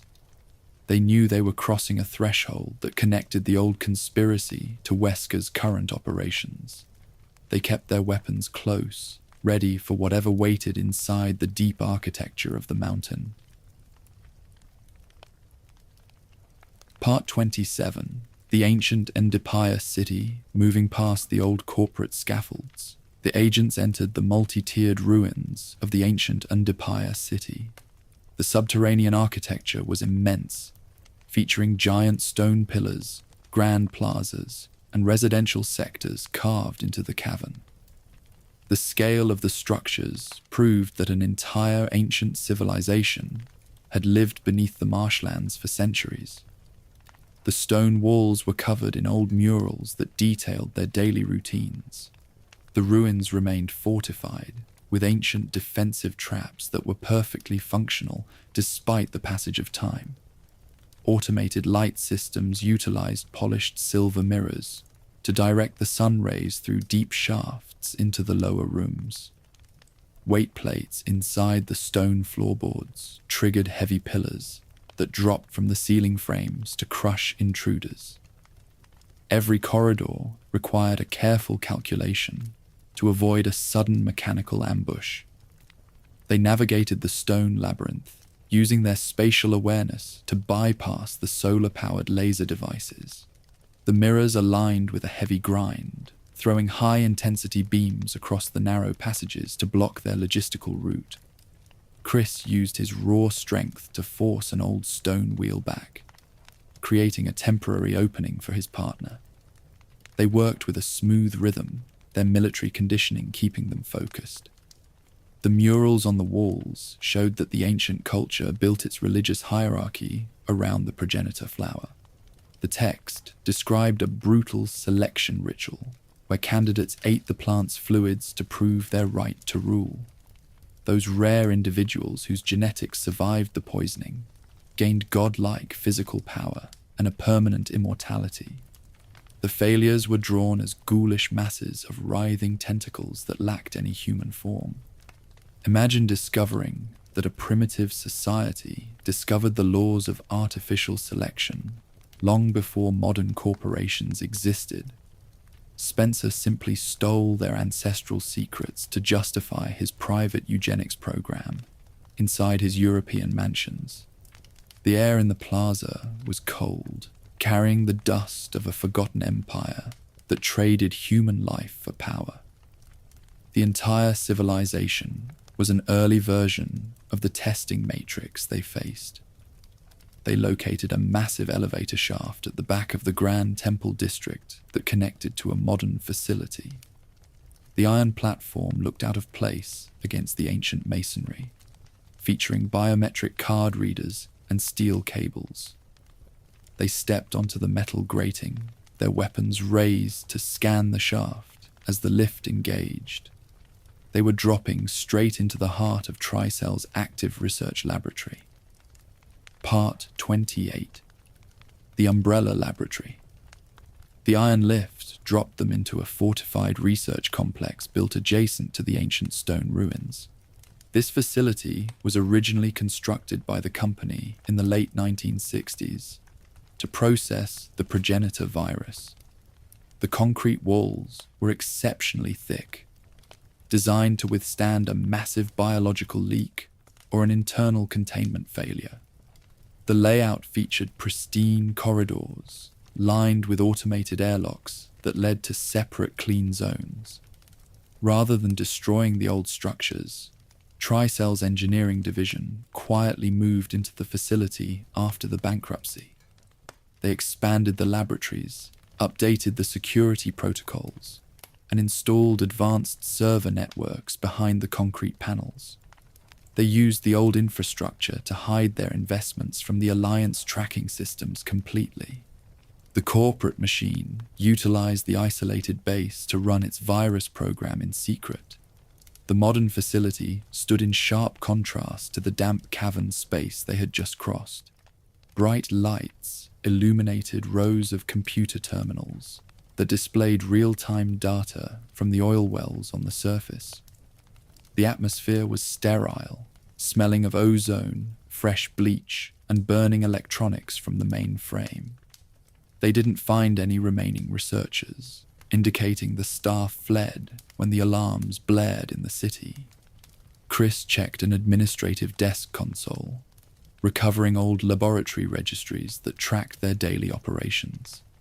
The files confirmed that the company continued its cloning experiments here, long after its official corporate dissolution. This base was a hidden node that survived the legal wars and executive prosecutions in the West. The documents detailed how the new virus strain was stabilized using a captive subject. Picture exploring an abandoned office where the files on the desk explain how to rewrite human biology. The data disks contained customer registries that featured the names of wealthy buyers from multiple international syndicates. Sheva packed the hardware into her vest, her eyes scanning the security cameras that monitored their progress. They knew the mastermind was using this pristine network to finalize his global payload delivery system. They moved toward the lower laboratory blocks, their boots reflecting on the polished floorboards of the corridor. The automated doors hissed open as they approached, their safety systems disabled by the primary system override. Every room contained evidence of human experimentation that validated their worst assumptions about the company. They kept their weapons raised, ready to face the final phase of the conspiracy. Section 4. The Tricell Facility, Part 29. The Uroboros Laboratory. They breached the center of the underground facility, entering a massive industrial testing laboratory. The room was huge, dominated by automated conveyor belts that moved thousands of glass stasis pods continuously. The layout resembled a manufacturing plant built to process an advanced biological product line for global markets. The air inside the chamber was freezing, circulated by large ventilation units that hummed behind the steel plates. Each capsule contained the mutating remains of a failed test subject collected from the surrounding province. The bodies were completely covered in writhing tentacles of black organic matter that consumed their cells rapidly. The sheer volume of discarded biomass proved that the Uroboros virus was extraordinarily unstable during integration. The pathogen violently rejected over 99% of human hosts who lacked the rare genetic traits required. The failure mode turned an ordinary target into a screaming mass of black sludge within a few minutes. The documents on the terminal logged every casualty to refine the selection mechanism for the captain's final project. He didn't want a controllable soldier, but an engine of forced evolution to purge the planet. The datasheets detailed how the virus searched for specific cellular markers before completing the bond. Imagine being the investigator who discovers that thousands of people were treated like simple raw material for an experiment. Shiva scanned the moving pods, her face pale, with an intense anger at the corporate executives who funded the lab. The company had systematically erased entire families just to secure a clean metric for their financial backers. They had to navigate the narrow metal catwalks to reach the elevator console. The concrete floorboards were stained with chemical runoff from the stasis tanks that lined the primary track. They moved cautiously, their weapons ready, as the automated arms shifted the capsules around their position. Every corner held the potential for a sudden leak from a broken valve frame. They focused entirely on reaching the high control room at the apex of the processing block. They reached the primary terminal desk at the end of the track line, the monitors flashing with data streams. Chris accessed the mainframe system, his fingers ready to copy the registry before the self-destruct sequence engaged. The environment was a monument to corporate malice that used science to justify an international slaughter. They prepared to execute the database search to locate the remaining survivors of their division. Part 30, the rotating elevator and the test subject. Pods. Reaching a central multi-tiered rotating elevator shaft, Chris connected his portable terminal to the security mainframe. The shaft was a massive cylinder that descended into the lower foundations, with thousands of stasis capsules arranged in circular tracks along the walls. The machinery hummed loudly as the platform rotated around their position to balance the weight. The electronic text on his screen scrolled rapidly through the active files. He executed a localized search across the facility's database to track the coordinates of their missing partner. The monitor displayed the medical metrics of hundreds of anonymous subjects who had been processed by the technicians. The tense atmosphere inside the room was punctuated by the rhythmic thud of the mechanical lift arms shifting the tubes. Chris maintained his focus, his jaw set as the database neared completion. The screen suddenly flashed with a red match that froze his hand on the keyboard console. The terminal displayed a specific entry. Subject entry, Jill Valentine. Status, active inside stasis capsule number 11. A wave of absolute determination hit Chris as he read the data lines on the monitor screen. The partner he had spent 3 full years mourning was physically suspended in a pod right above his head. Picture the raw shock of discovering that your lost partner is being kept as a specimen inside a corporate lab. He overrode the administrative lockouts to initiate the immediate lowering of her designated containment capsule to the platform floor. The heavy gears ground together as the mechanical crane selected her specific tube from the circular track. The cooling lines hissed, releasing a thick cloud of white nitrogen gas across the grating. Sheva watched the perimeter, her rifle raised to protect their position from any sudden automated defense protocols. She analyzed the data streams, noticing that Jill's blood had been used as a continuous stabilizer for the Uroboros virus. Her custom antibodies were the only thing that kept the pathogen from consuming its creator during the research phase. Her survival was an asset that the company exploited for 3 years. The capsule finally touched the concrete floorboards, its automated locks preparing to release the primary seal frame. Chris stepped toward the thick glass panel, his fingers trembling slightly as he checked his sidearm. He didn't care about the corporate conspiracy or the missile payload anymore, because his partner was within arm's reach. The door prepared to hiss open, ready to reveal the result of the long captivity. Part 31. The U-8. Before the capsule door could open completely, a sudden crash shook the entire steel platform of the lift. A massive combat anomaly dropped from the dark ceiling rafters, its heavy frame smashing the terminal desk into splinters. This biological weapon was the U-8, a colossal arthropod beast engineered by the company's advanced division. It was created by fusing multiple parasite strains into a prehistoric crab spider hybrid host. The product possessed a thick shell that was entirely bulletproof, deflecting their rifle rounds with a loud metallic ring.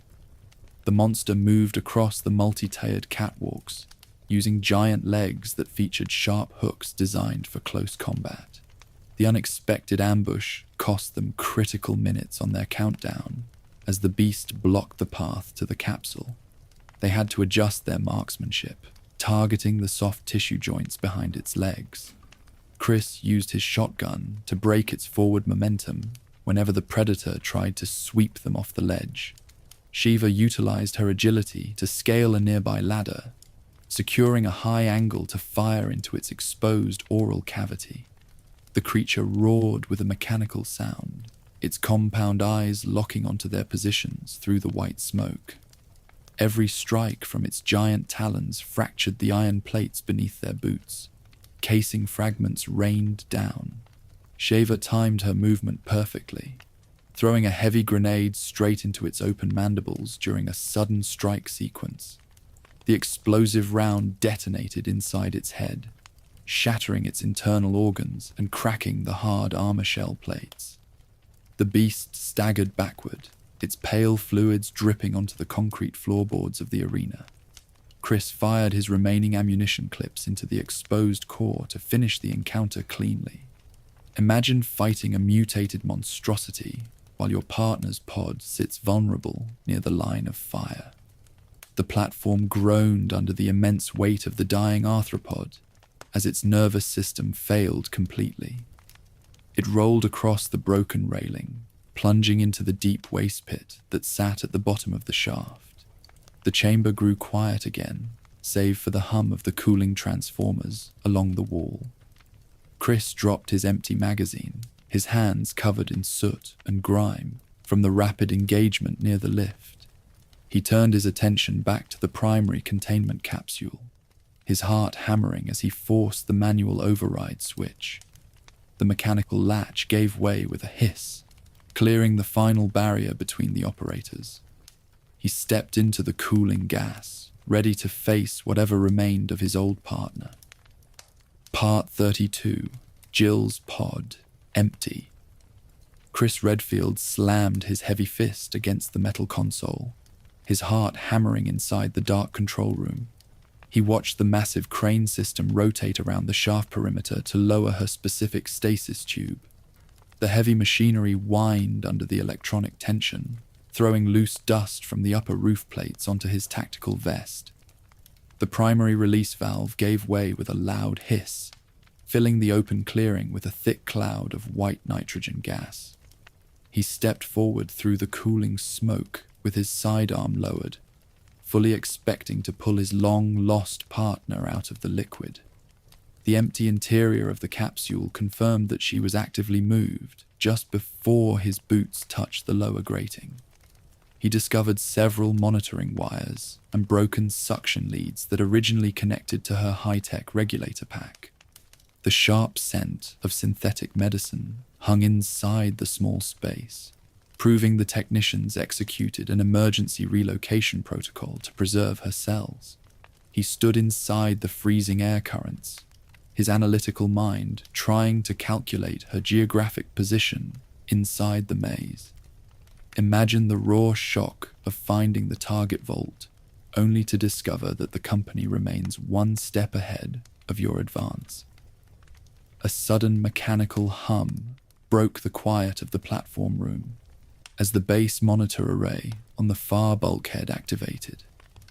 Bright light thrown from the high screen illuminated the area, revealing the face of the arrogant president who managed the division. Excella Gionne watched his growing desperation through a surveillance lens mounted directly above the main keyboard frame. She sat inside her executive office suite, her posture relaxed as she adjusted her patrician cuffs for the active transmission feed.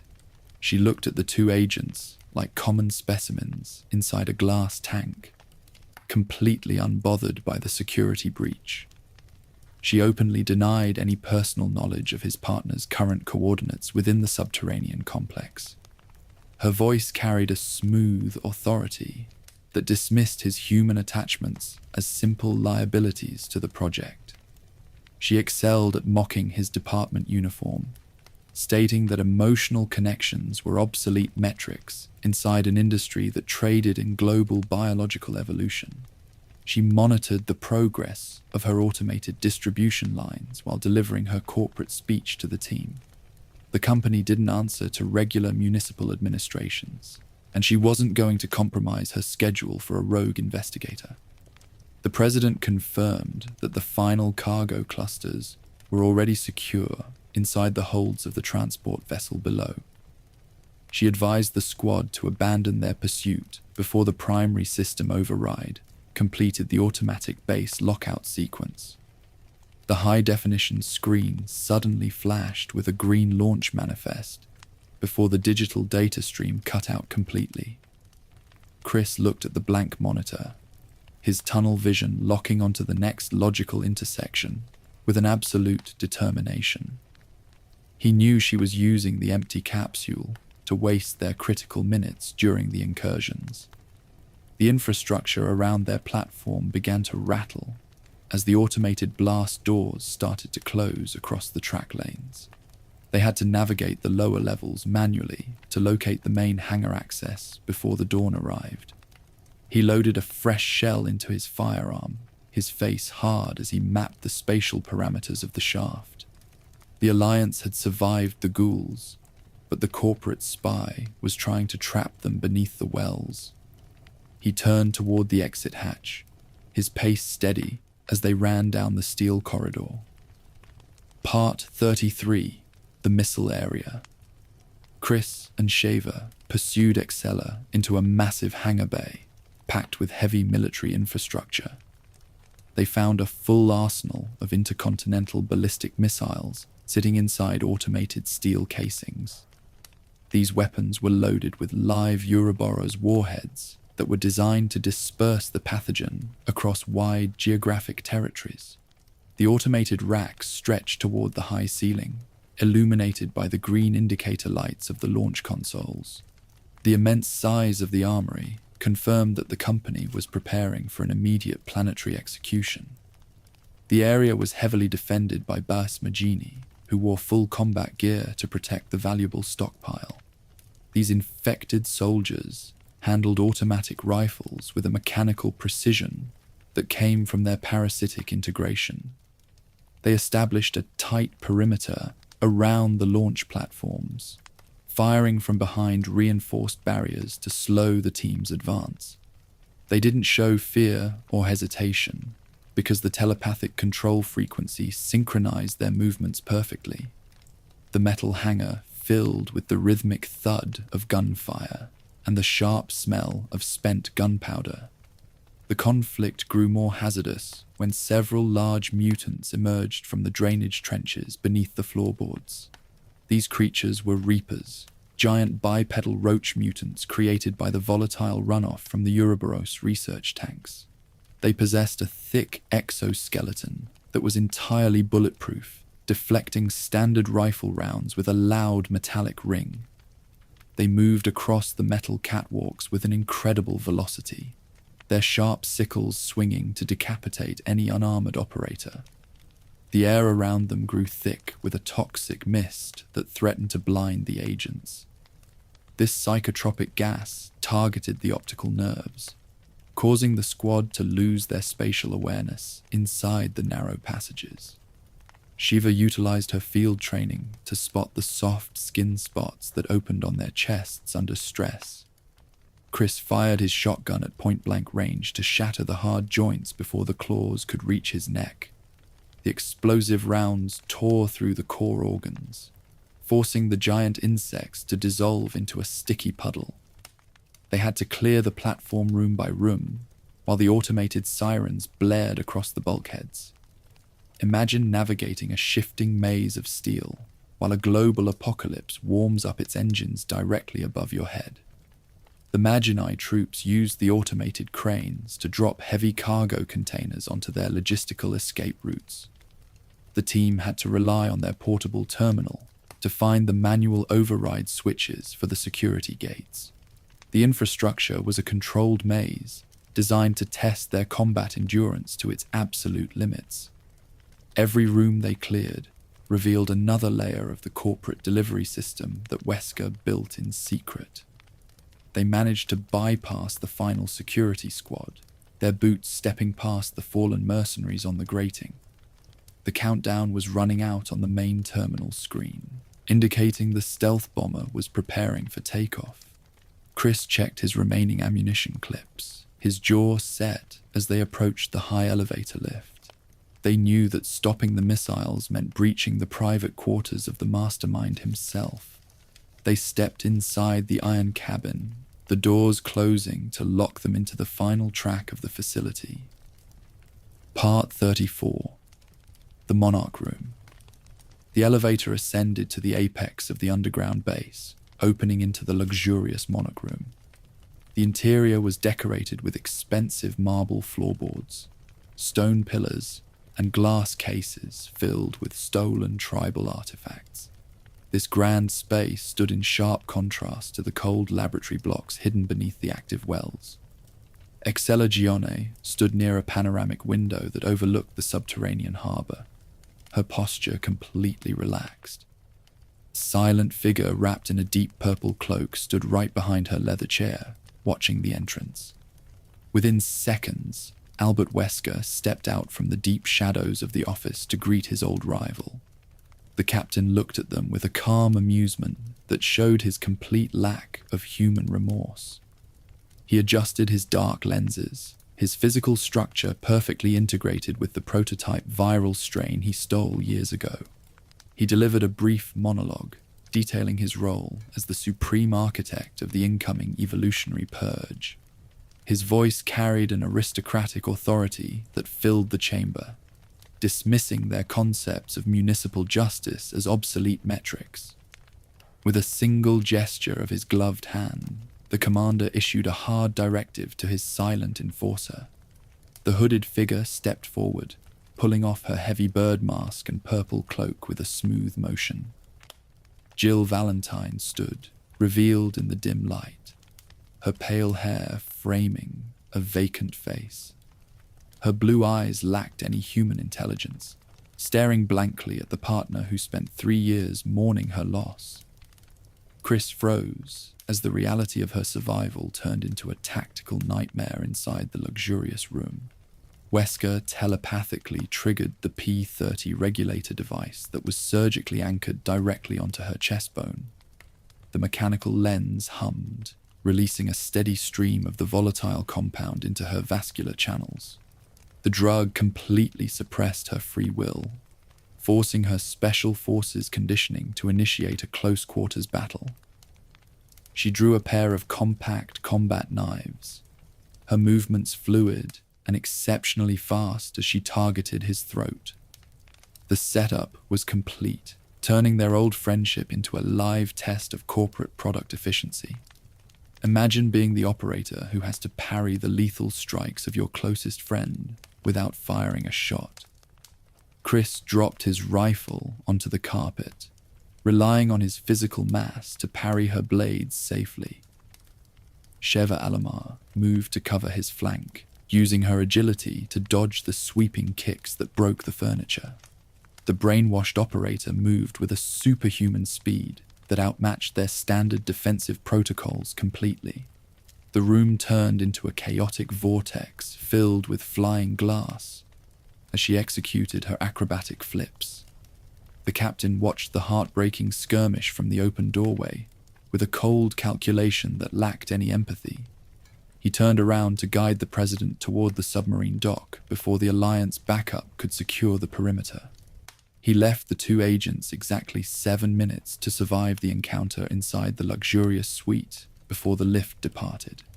The heavy door locked automatically behind his exit route, trapping the squad with their former friend. Every second required a perfect calculation to avoid a fatal cut from her blades. Section 5, Jill Unmasked, Part 35. The fight against Jill Valentine. The subsequent battle inside the Monarch Room was a tactical nightmare for the Alliance operators. Conventional lethal firearms were completely off the table because a single bullet could finish her life instantly. Jill utilized her hyper-accelerated Delta Force training to execute lethal acrobatic flips across the wide marble floorboards. She moved with a chemical speed that made her silhouette resemble a pale blur in the dim light. Her blades sliced through their tactical armor plates before they could establish a solid hold on her limbs. Chris used his raw physical mass to block her paths, without delivering a concussive counterstrike to her torso. He called out her name repeatedly, attempting to break through the chemical fog that filled her cortex. Her vacant eyes showed zero recognition, her muscles answering entirely to the electronic signals of the device. She used the stone pillars to launch her aerial assaults, her agility boosted far beyond human limits. The air in the suite smelled of spent ozone, blood, and broken wood as the decorations were destroyed. Sheva Alomar monitored her movement patterns from a distance, her acute analytical eye scanning for a structural weakness. She noticed that the glowing lens on her chest bone flashed in a rhythmic cycle during her strikes. This mechanical apparatus was surgically anchored directly over her sternum, using metal pins that penetrated the tissue. Shiva worked out that the device functioned as an external, automated drug delivery matrix for the compound. Bypassing this regulator was their only chance to reclaim her mind before her energy failed. The apparatus coordinated her heart rate with the chemical dosage to ensure a continuous state of compliance. The host couldn't manually remove the frame because a secondary safety circuit would deliver a fatal shock to the brain. They had to find a way to pin her limbs to access the automated terminal on her chest.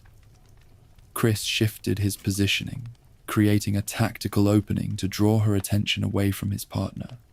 The countdown was running out while the facility alarms blared across the lower hangar. Sheva slid across the polished floorboards, catching her from behind during a sudden lunging sequence near the desk. She locked her arms around her shoulders, using her full weight to restrict her exceptional mobility. Jill thrashed with a feral strength, her boots kicking the wooden panels as she tried to break the hold. Chris rushed forward, his hands completely steady as he reached for the glowing core of the mechanical leash. The proximity to the device revealed the intricate wiring that corporate science had woven into her flesh. Picture the intense strain of holding down a teammate who is trying to drive a blade into your chest. They had to maintain their secure grip while the platform beneath them vibrated from the remote engine launches. Sheva called out for him to hurry before her physical stamina failed against the drug-induced power.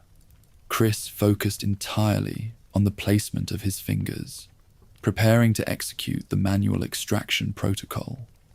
The Monarch Room was silent, save for their heavy breathing and the steady hum of the automated injector. Part 36. Removing the P-30. Chris dropped his heavy equipment and grabbed the glowing mechanical device with his bare hands. Jill fought back with feral chemical strength, nearly fracturing his wrists as he pulled at the steel frame. The metal pins resisted his physical mass, tearing her tactical uniform while she twisted on the floorboards. Shiva maintained her secure hold on her shoulders, her teeth clenched against the intense pressure of the struggle. The automated injector continued to deliver the purple fluid into her vascular channels during the fight. After a desperate struggle, Chris violently ripped the apparatus off her chest, severing the surgical leads cleanly. A sudden flash erupted from the broken wires as the electronic pacemaker lost its connection to her heart.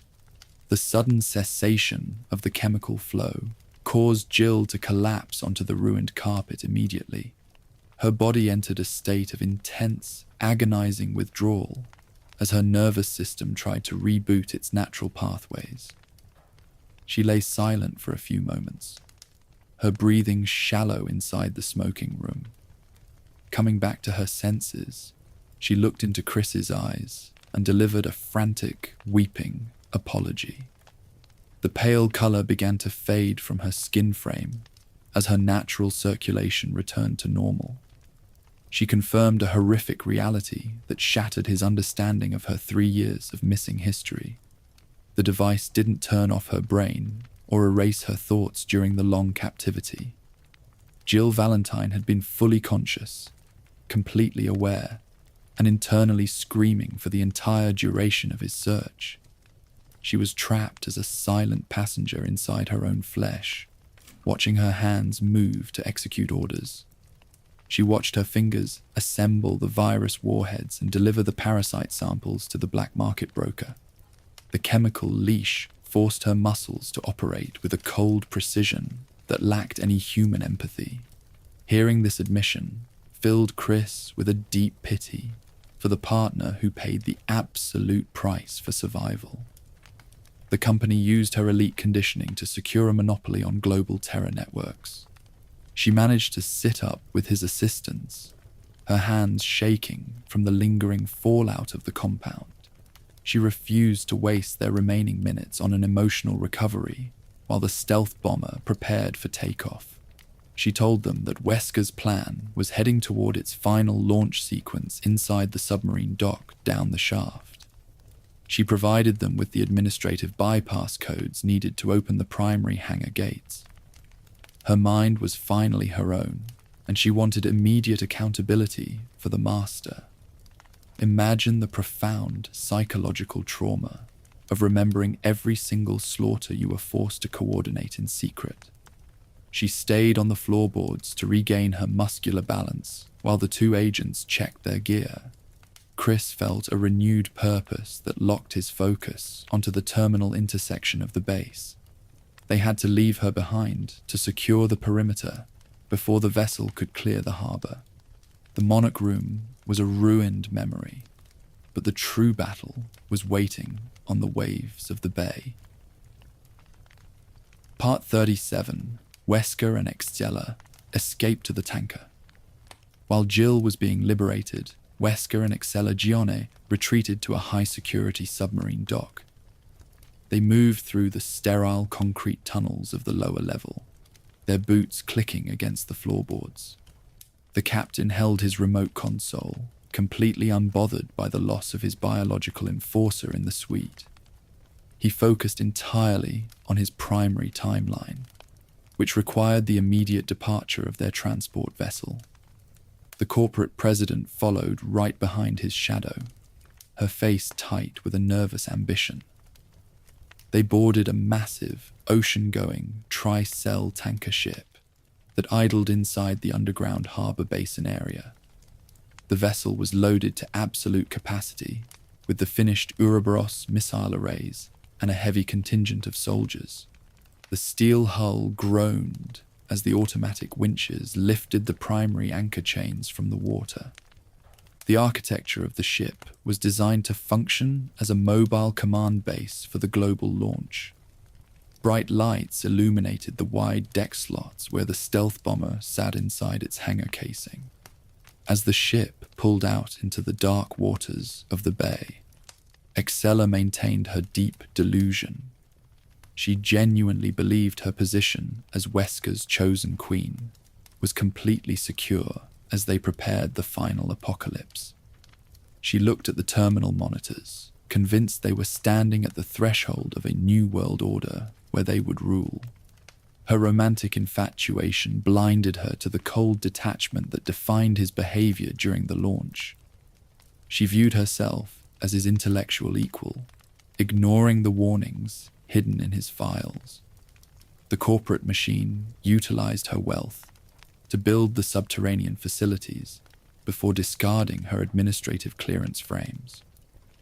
Wesker checked the atmospheric pressure gauges on the bridge console, his mind focused entirely on the stratospheric cruise altitude. He didn't waste a single look on the heiress who stood beside his desk, treating her like a disposable asset. The ship cleared the automated sea gates, entering the chopping waves of the open Mediterranean current under the dark sky. The countdown was running. Imagine working for years to fund a project only to discover that you are just another specimen in the queue. Excella gave directions to the mercenary squads, her voice carrying a false confidence that lacked real tactical substance. She didn't know that her name was already marked for immediate deletion inside his private database directory. The company had completed its financial cycle, turning her family assets into raw bioweapon hardware. The steel partition doors closed behind her path, locking her into the upper deck sector. The vessel gained speed, its massive engines churning the dark water into a white slurry behind the stern. The two Alliance agents were closing the distance using a small patrol boat, their tracking radar active. Wesker monitored their approach from the primary screen, a calm smile reflecting on his glasses frame. He prepared his final test for the remaining survivors, ready to deploy his last biological product. The tanker was a floating matrix where human life held zero value inside his calculations. Part 38. Desperate Escape. Refusing to let her physical exhaustion hold them back, Jill ordered the agents to leave her behind. She knew that pursuing the massive tanker ship was the only way to stop the global payload dispersal. A returning Josh Stone arrived on the scene with a tactical watercraft to coordinate her emergency extraction. Despite suffering from severe chemical fallout, her special forces training took absolute control of her muscles. She packed her remaining handgun clips, her jaw set as the facility started to collapse around them. Jill partnered with Josh to launch a high-stakes parallel combat run through the crumbling Tricell refinery docks. They had to navigate a shifting gauntlet of falling iron beams, steam leaks, and burning fuel lines. The structural steel groaned loudly under the pressure of the remote detonations Wesker activated from his console. They systematically bypassed thousands of armed Magi who scrambled to protect the remaining data disks from the Alliance scouts. Every corridor required an immediate calculation to ensure they didn't hit a firewall. She used her advanced entry skills to force open the jammed security doors of the central warehouse. Josh provided continuous cover fire, his shotgun clearing the narrow catwalks before the infected troops could close the angle. Her modified stamina allowed her to maintain a steady pace, despite the intense pain in her chest bone. They discovered that the entire industrial sector was transforming into a massive furnace under the night sky. They had to reach the high communication tower to patch into the branch network. They secured the elevator lift inside the main control block, the lift ascending through the smoke frames. Jill accessed the radio mainframe, overriding the corporate jammer signals to contact the Alliance support cruiser offshore. She requested the immediate deployment of a heavy rescue helicopter to their specific coordinate lines near the harbor. The technicians at headquarters confirmed the tracking data, locking onto her position while the refinery wells began to explode. Their timeline was shrinking to a few precious minutes before total structural failure. Imagine fighting your way out of a burning laboratory while your body recovers from 3 years of drug saturation. She didn't let the intense fatigue ruin her marksmanship as they cleared the final platform on the roof. Josh secured the open cockpit door of a salvaged corporate aircraft, his fingers rapid on the ignition switches. The heavy rotors began to turn, cutting through the thick smoke that floated over the wide bay. They lifted off into the storm, heading straight toward the open ocean coordinates. Jill took the co-pilot seat, her eyes scanning the dark water for the silhouette of the moving tanker. She knew that Chris and Sheva were operating without tactical support inside the enemy's floating fortress. She adjusted the navigation computer to follow the thermal signature of the stealth bomber's hangar bay. The rescue helicopter flew out over the waves, its engine running at maximum capacity to reach the volcano site in time. The final chapter of her survival story was converging on the fire below. Section 6, The Tanker and the Volcano, Part 39, Boarding the Tanker. Chris and Sheva utilized a small watercraft to launch a high-risk tactical breach onto the stern.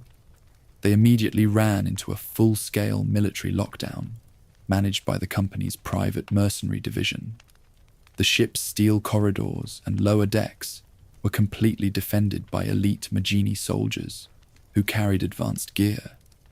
These troops wielded tactical shields, stun rods, and mounted machine guns to protect the cargo holds. The air on the deck was cold, filled with the salty spray of the Mediterranean current. Armed only with their remaining field gear, the two agents began a brutal room-by-room firefight to clear the path. They lacked a clear tactical plan for what would happen when they reached the primary bridge deck. Chris used his raw, physical mass to force open the jammed iron hatches, while Sheva covered the rear. Every narrow intersection required a careful calculation to avoid the automatic crossfire from the upper scaffolding. The metal partitions vibrated from the heavy engine hum that drove the vessel forward. They discovered that the cargo containers were packed with advanced biological specimens kept inside secure stasis boxes. Sheva analyzed the electronic manifests mounted on the walls, confirming that the entire inventory was scheduled for global distribution. The company used the legitimate shipping line to mask their lethal pathogens from international customs regulators completely. This realization filled Chris with a cold anger that hardened his focus on the objective. They couldn't allow this ship to clear the territorial waters of the province. The Magini soldiers utilized the narrow layouts of the passages to set up sudden ambushes behind the doors. They fired automatic shotguns, their parasitic integration allowing them to absorb standard pistol rounds without losing momentum. The agents had to use their Delta Force spacing tactics to clear the catwalks before their stamina failed. The floorboards were slick with grease and spent brass casings from their rifles. Every successful penetration brought them closer to the central command hub, where the broker's handlers operated. Imagine fighting your way through an armored fortress that is moving at full speed across a stormy sea. They didn't have a radio link to the branch office or a designated extraction team to watch the perimeter. They relied entirely on their mutual trust to maintain their forward momentum through the smoke frames. The internal layout was a controlled testing arena, built to record the combat limits of the Alliance operators. Every room they secured revealed another layer of the corporate network that funded the apocalypse. They managed to clear the lower engine levels, their boots hitting the metal stairs that led toward the deck. The alarms continued to blare over the intercom, warning that the stealth bomber was completing its fuel cycles. Chris checked his remaining ammunition box. his face hard as he adjusted the strap of his weapon. They knew the final confrontation with their former captain was waiting at the apex of the ship. They pushed through the final hatch, entering the wide cargo area under the sky.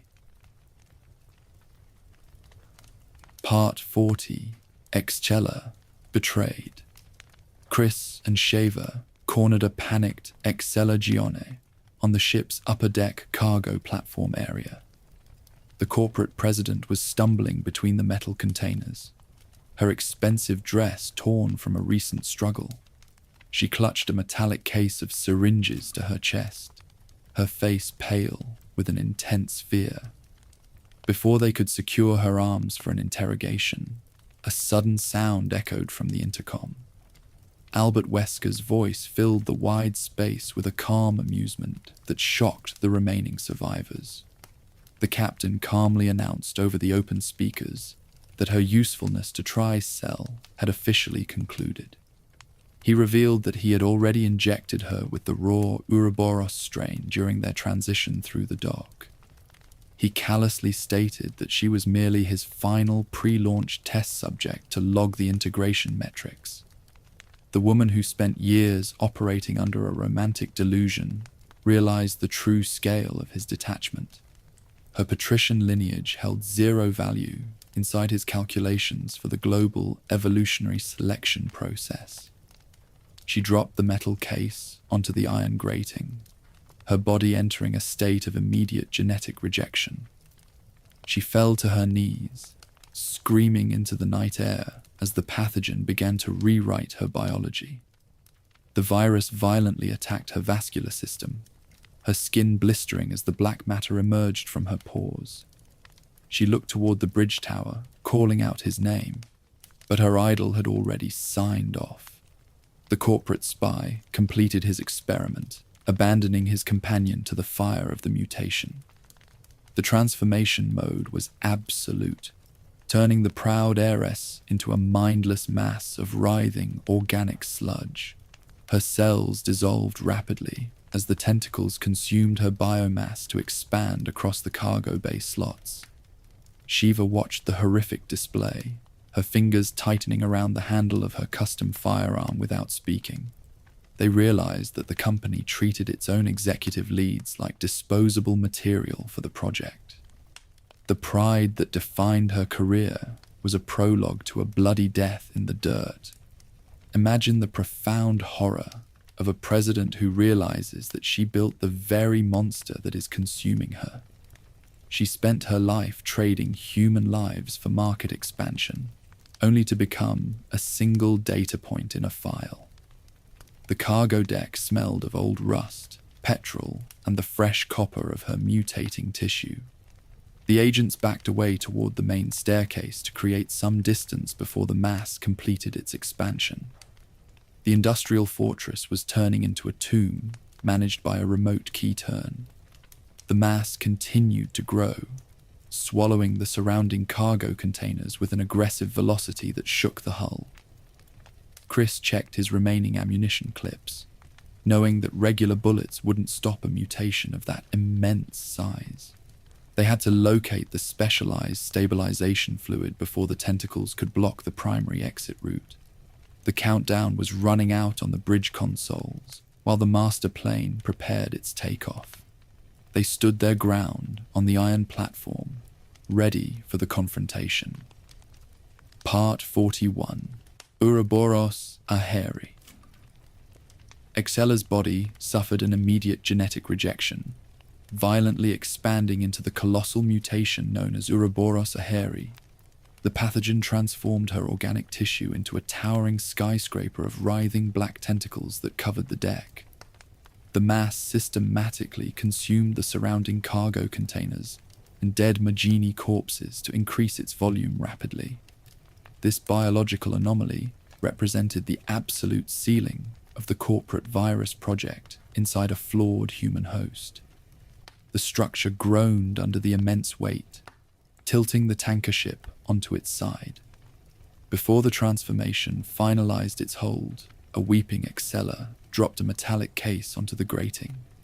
Sheva Alomar immediately retrieved the fallen item, using her analytical field training to crack the manual latch frame. She discovered several specialized syringes filled with a clear chemical compound inside the protective foam slots. The digital label on the glass casing identified the fluid as the PG67A stabilization serum. Sheva worked out that this asset was designed to suppress the volatile mutations of the strain. The giant monster used its massive tendrils to smash the steel platform rails where the agents stood. Each strike threw pieces of broken iron across the deck, completely ruining their tactical visibility within the bay area. Chris had to use his physical mass to parry the incoming limbs, while Shiva prepared the heavy weapon. The creature's central core would open periodically, exposing a glowing orange node that functioned as its heart. They realized that standard rifle fire flattened uselessly against the thick hide of the tentacles. They utilized a mounted satellite laser device located on the upper balcony to target the central core structure. Chris aligned the targeting beam with the glowing mass, while Shiva provided continuous defense against the smaller ghouls. The high-intensity energy blast tore through the flesh walls, vaporizing the pulsating organs in a fraction of a second. The monster roared with an unnatural vocalization as the electrical current shattered its central nervous system. The cargo deck filled with a thick smell of burning meat and sulfur runoff. Imagine standing on a tilting ship while a multi-story wall of meat tries to sweep you into the sea. The agents adjusted their positioning perfectly, tracking the movement of the primary node through the thick black smoke. Sheva fired her remaining concussive rounds into the exposed lung core to finalize the integration failure mode. The final discharge severed the main vascular channels, causing the giant tower of flesh to dissolve into a quiet puddle. The remnants of the president slipped over the iron railing into the dark waves. The room grew still, save for the remote hum of the ship's cooling transformers along the bulkhead. Chris dropped the heavy frame of the laser console, his shoulders aching from the intense kinetic recoil of the blasts. He looked at the ruined platform, knowing they had secured the vital serum case but lost critical minutes. The stealth bomber aircraft was already moving down the internal runway track toward the flight deck gate. They sprinted toward the main elevator shaft, their boots hitting the wet deck with maximum speed. Part 42. Jill's radio transmission. Just as the agents prepared to scale the ship's bridge tower, an encrypted signal cracked their radio. Jill Valentine established a high-priority transmission straight to Chris's portable data terminal from her location inside the base. Her voice was steady, cutting through the static interference of the storm with an absolute professional clarity. She delivered a critical piece of chemical intelligence that she recovered from the captain's private desktop logs. This data transformed their entire understanding of his physical limits inside the active combat zone. She tobacco-stained explained that Wesker's superhuman speed and reflexes were entirely dependent on a highly precise regimen of serum. He used the PG67A fluid to maintain a balance inside his blood cells after his prototype infection. Jill confirmed that while a regular dose preserved his physical stability, a massive overdose would act as a toxin. A concentrated injection of the fluid would poison his vascular channels, short-circuiting his advanced biological enhancements instantly. The intelligence shifted their strategy from physical survival into a calculated chemical ambush. The realization that the unkillable captain possessed a material vulnerability hardened Chris's determination before the final push. He checked the metallic case inside his vest, ensuring the pristine syringes were secure against his armor plates. They knew they didn't need heavy firepower to stop his movements if they could deliver the needle. The mission parameters were clear now, reducing the master to a simple biological equation that could be solved. Sheva adjusted her sights, her analytical mind mapping the application method for the serum. Jill warned them that the stealth bomber was already clearing the internal checkout gates of the hangar bay. The plane was loaded with the final Uroboros missile payloads, heading toward the stratospheric cruise altitude over the mountain. They had less than 30 minutes to intercept his flight path before the dispersal protocol could begin. Her radio link remained active, providing real-time metrics on the ship's navigation coordinates from her tracking station. The two operators pushed through the final airlock door, entering the main hangar ramp. Imagine being the soldier who discovers the exact key needed to bring down your worst enemy in battle. The information turned his superior velocity into a measurable liability that they could exploit from the shadows. Chris thanked his old partner over the headset, his voice reflecting the deep trust that defined their career. They moved toward the main deck intersection, their boots hitting the steel stairs with a synchronized rhythm. The corporate shield was cracking, and they had the tools to finish the master forever. The wind outside the cabin was howling, turning the rain into a sharp spray that irritated their eyes. They could hear the mechanical roar of the bomber's engines warming up behind the heavy partition gates ahead. Every step brought them closer to the final hangar arena, where the master was waiting for his launch. They held their weapons ready, their focus entirely absolute under the dark sky of the Mediterranean province. The chemical ambush was prepared, and the final test was starting on the deck. Part 43. The Bomber. The internal hangar bay housed the specialized bomber aircraft that served as the primary delivery mechanism for the plot. Engineers prepared the vehicle inside a reinforced zone where automated fuel systems maintained a continuous cycle. The metal scaffolding hummed from the vibration of the active cooling lines that ran along the bulkheads. The captain verified the internal navigation computers, ensuring the flight coordinates matched the corporate parameters. This vehicle wasn't a standard transport, but represented the final stage of an institutional purification project. The cargo bays held a full arsenal of guided missiles packed with the live pathogen payload. Workers utilized automated winches to lock the steel casings into their designated slots along the automated racks. Each warhead contained a concentrated sample of the liquid that searched for specific cellular markers.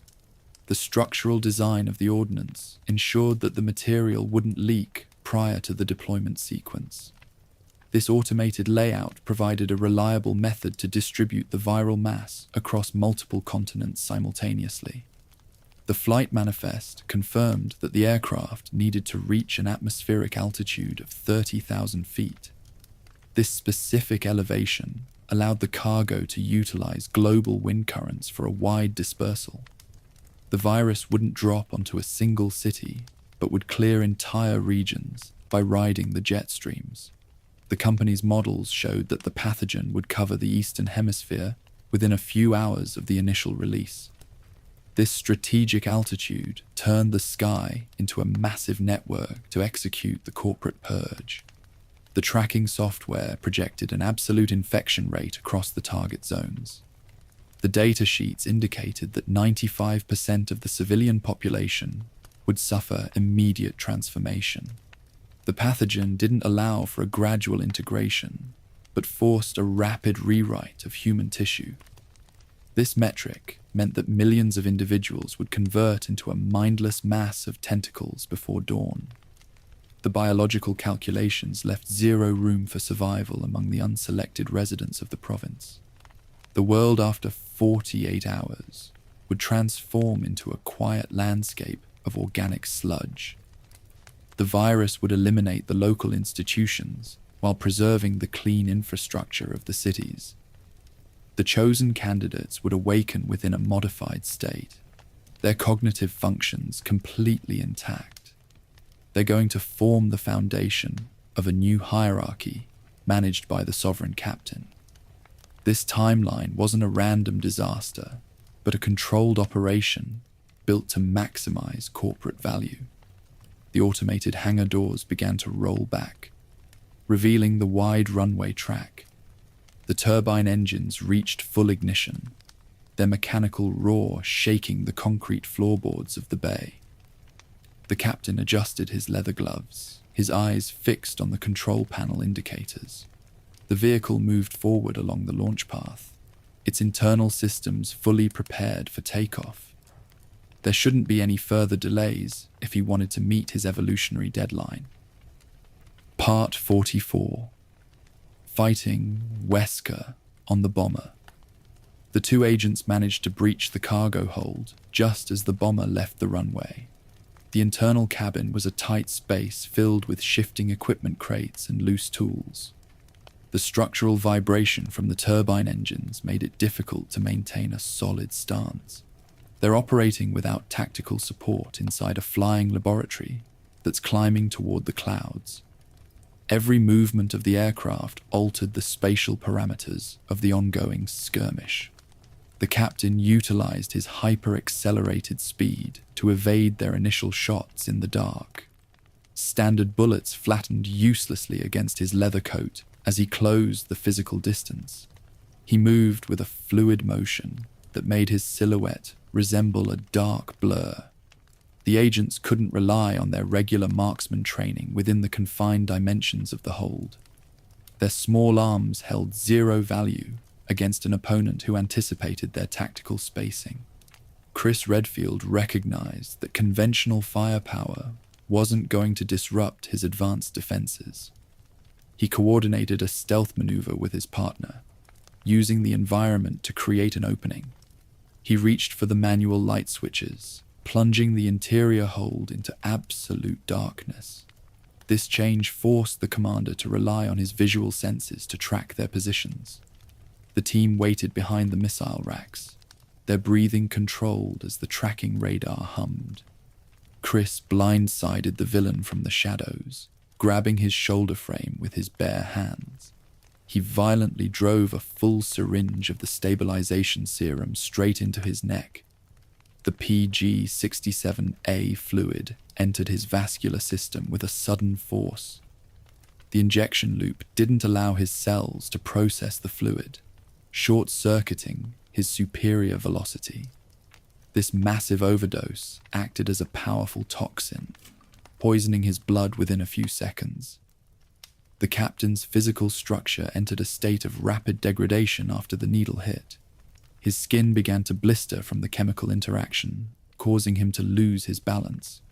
His superhuman speed reduced to human levels, leaving him vulnerable to their follow-up strikes.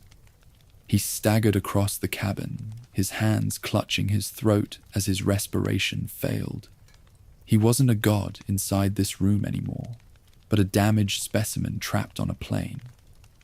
Chris Redfield sprinted toward the control panel to open the rear airlock valve. The sudden decompression force tore the metal hatches away, creating a violent vortex inside. The rushing wind pulled the loose cargo crates out into the open sky over the mountain. The bomber's controls destabilized completely, forcing the nose down into a steep dive trajectory. They shouldn't survive the impact, as the vehicle crashed straight into the volcanic crater. Part 45. Wesker exposes himself to Uroboros. Miraculously surviving the terminal impact, the agents crawled out of the shattered cabin frame. They found themselves standing on a shifting sheet of cooled obsidian rock inside the caldera. The volcano was an active zone where the temperature degraded their remaining physical stamina. The captain emerged from the smoking wreckage, his body covered in deep wounds from the drop. He wasn't dead, but suffered from heavy bleeding that ruined his mechanical posture. Driven into a feral madness by his ruined plot, Wesker ignored his failing vitals. He stumbled toward a live missile casing, that lay exposed on the black gravel path. He smashed the metal container open, using his bare fist to access the raw pathogen. He deliberately exposed his open wounds to the writhing mass of black tentacles within. He didn't care about the consequences because his unyielding ego demanded a final metric. The combination of the two pathogens produced an unprecedented cellular integration inside his system. The Uroboros tentacles fused seamlessly with the prototype virus that already controlled his blood cells. This unique synthesis didn't consume his brain tissue, but enhanced his muscular structure instead. The parasite recognized a superior host, adapting its own directives to serve his conscious commands. It's a sudden demonstration of forced selection that created an apex predator within the crater. The mutation formed a massive mantle of dark matter over his upper torso. The tentacles absorbed pieces of shattered scrap metal from the bomber wreckage to build an armor shell. This physical adaptation protected his central organs from their gunfire while increasing his offensive range. He swung his modified arm, his strength far beyond any metric logged in the labs. The corporate product wasn't a standard asset now, but a tool of planetary destruction.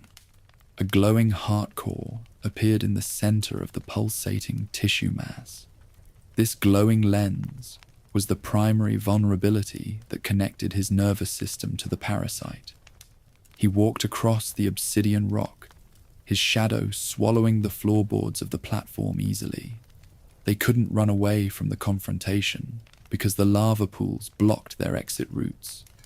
The master was fully integrated with his creation, ready to finish his final contract. The transformed commander stood firm against the toxic ash clouds that rose from the vents. He vocalized his hard directive with a guttural roar that shook the stone columns. His pale eyes locked onto Chris Redfield's silhouette with an absolute focus. He wouldn't allow the Alliance agents to leave the quarantine zone with his data disks. The arena was ready for a close-quarters battle that would decide the evolutionary future. Part 46. The final fight in the volcano. The final fight took place under harsh conditions inside the active caldera. Boiling rivers of open lava channels surrounded the crumbling stone platforms where they stood. The intense heat from the magma pools degraded their physical stamina with every second. They shouldn't freeze during the movement because a single misstep meant falling into the furnace. The air was thick with the smell of sulfur runoff and spent fuel. Poisonous ash fumes came loose from the vents, reducing their visibility to zero. The toxic air currents irritated her lungs while they searched for a solid stance. The stone structures were breaking apart under the kinetic force of the monster's heavy swings. They're operating with minimal ammunition clips inside an arena that lacked structural cover plates. Every step required a precise calculation to maintain their distance from the tentacles. The two agents maintained a perfect synchronization during their tactical deployment on the rock. They divided their objectives to disrupt the targeting line of the modified commander. Sheva Alomar sprinted toward an elevated ridge to secure a clean angle for her rifle. This coordinated movement protocol wasn't a choice, but a necessity against his superior mass. Chris Redfield took the forward position, drawing his attention away from her location. Sheva utilized a high-caliber rifle to fire into the monster's exposed organs. Her steady shots hit the pulsating tissue, forcing the giant to drop his sights. The concussive blasts distracted his parasite brain, buying Chris a few seconds to advance. She didn't let the heat affect her marksmanship as she held the ridgeline. Her defensive cover allowed her partner to execute his mechanical plan on the platform. Chris Redfield employed his raw strength against a massive boulder near the channel. He shoved the stone plate, his muscles working hard against the weight of the debris. The granite block fell into a lava trench, opening a direct pathway across the gap. He didn't pause to check his minor injuries because the countdown was running. His manual effort secured a path to corner the predator on the ledge. They successfully enclosed the target within a restricted zone of the volcanic crater. The tentacles thrashed wildly, breaking the remaining floorboards as his nervous system failed. Shiva loaded her final ammunition clip, her focus absolute under the burning sky. There shouldn't be any hesitation, because the master plane was still active online. They stood their ground on the obsidian platform, ready for the final strike. Part 47. Wesker's Death. The two operators launched a simultaneous assault on the exposed core of the monster. They drove their weapons deep into his central nervous system with an absolute force. The concussive hits shattered the glowing lens that connected his brain to the parasite. The mutation didn't survive the impact as the biological anchors began to fail. This tactical strike forced his giant frame to lose its balance on the ledge. He suffered a fatal plunge backward into the boiling lava pool of the crater. The extreme heat consumed his organic tissue, melting the leather coat into the stone. His tentacles dissolved rapidly as the fire destroyed his cellular replication sequence completely. He struggled within the magma channels, his physical structure breaking apart under the thermal current. He couldn't regenerate his tissue because the overdose poisoned his blood cells prior to the drop. His unyielding ego remained completely intact, even as the flames consumed his torso. He screamed Chris Redfield's name through the white smoke with a feral rage. He still believed himself to be the rightful savior of a broken world. His megalomaniacal delusions didn't fade as his nervous system melted inside the lava. He was a corporate monster who refused to accept his place in the dirt. It's intensely fitting that Chris Redfield was the individual who delivered the final strike. The feud that started inside the Arklay forest had reached its historical conclusion here. Chris had carried the heavy burden of his betrayals for over 11 years. He'd refused to let a corporate spy rewrite the evolutionary laws of the planet. His actions inside the volcano secured an end to a private war. The original operator who'd witnessed his first double cross was the one who closed the book. The division records would log a technical entry that confirmed his permanent liquidation. Chris watched the body sink beneath the red water without showing any panic.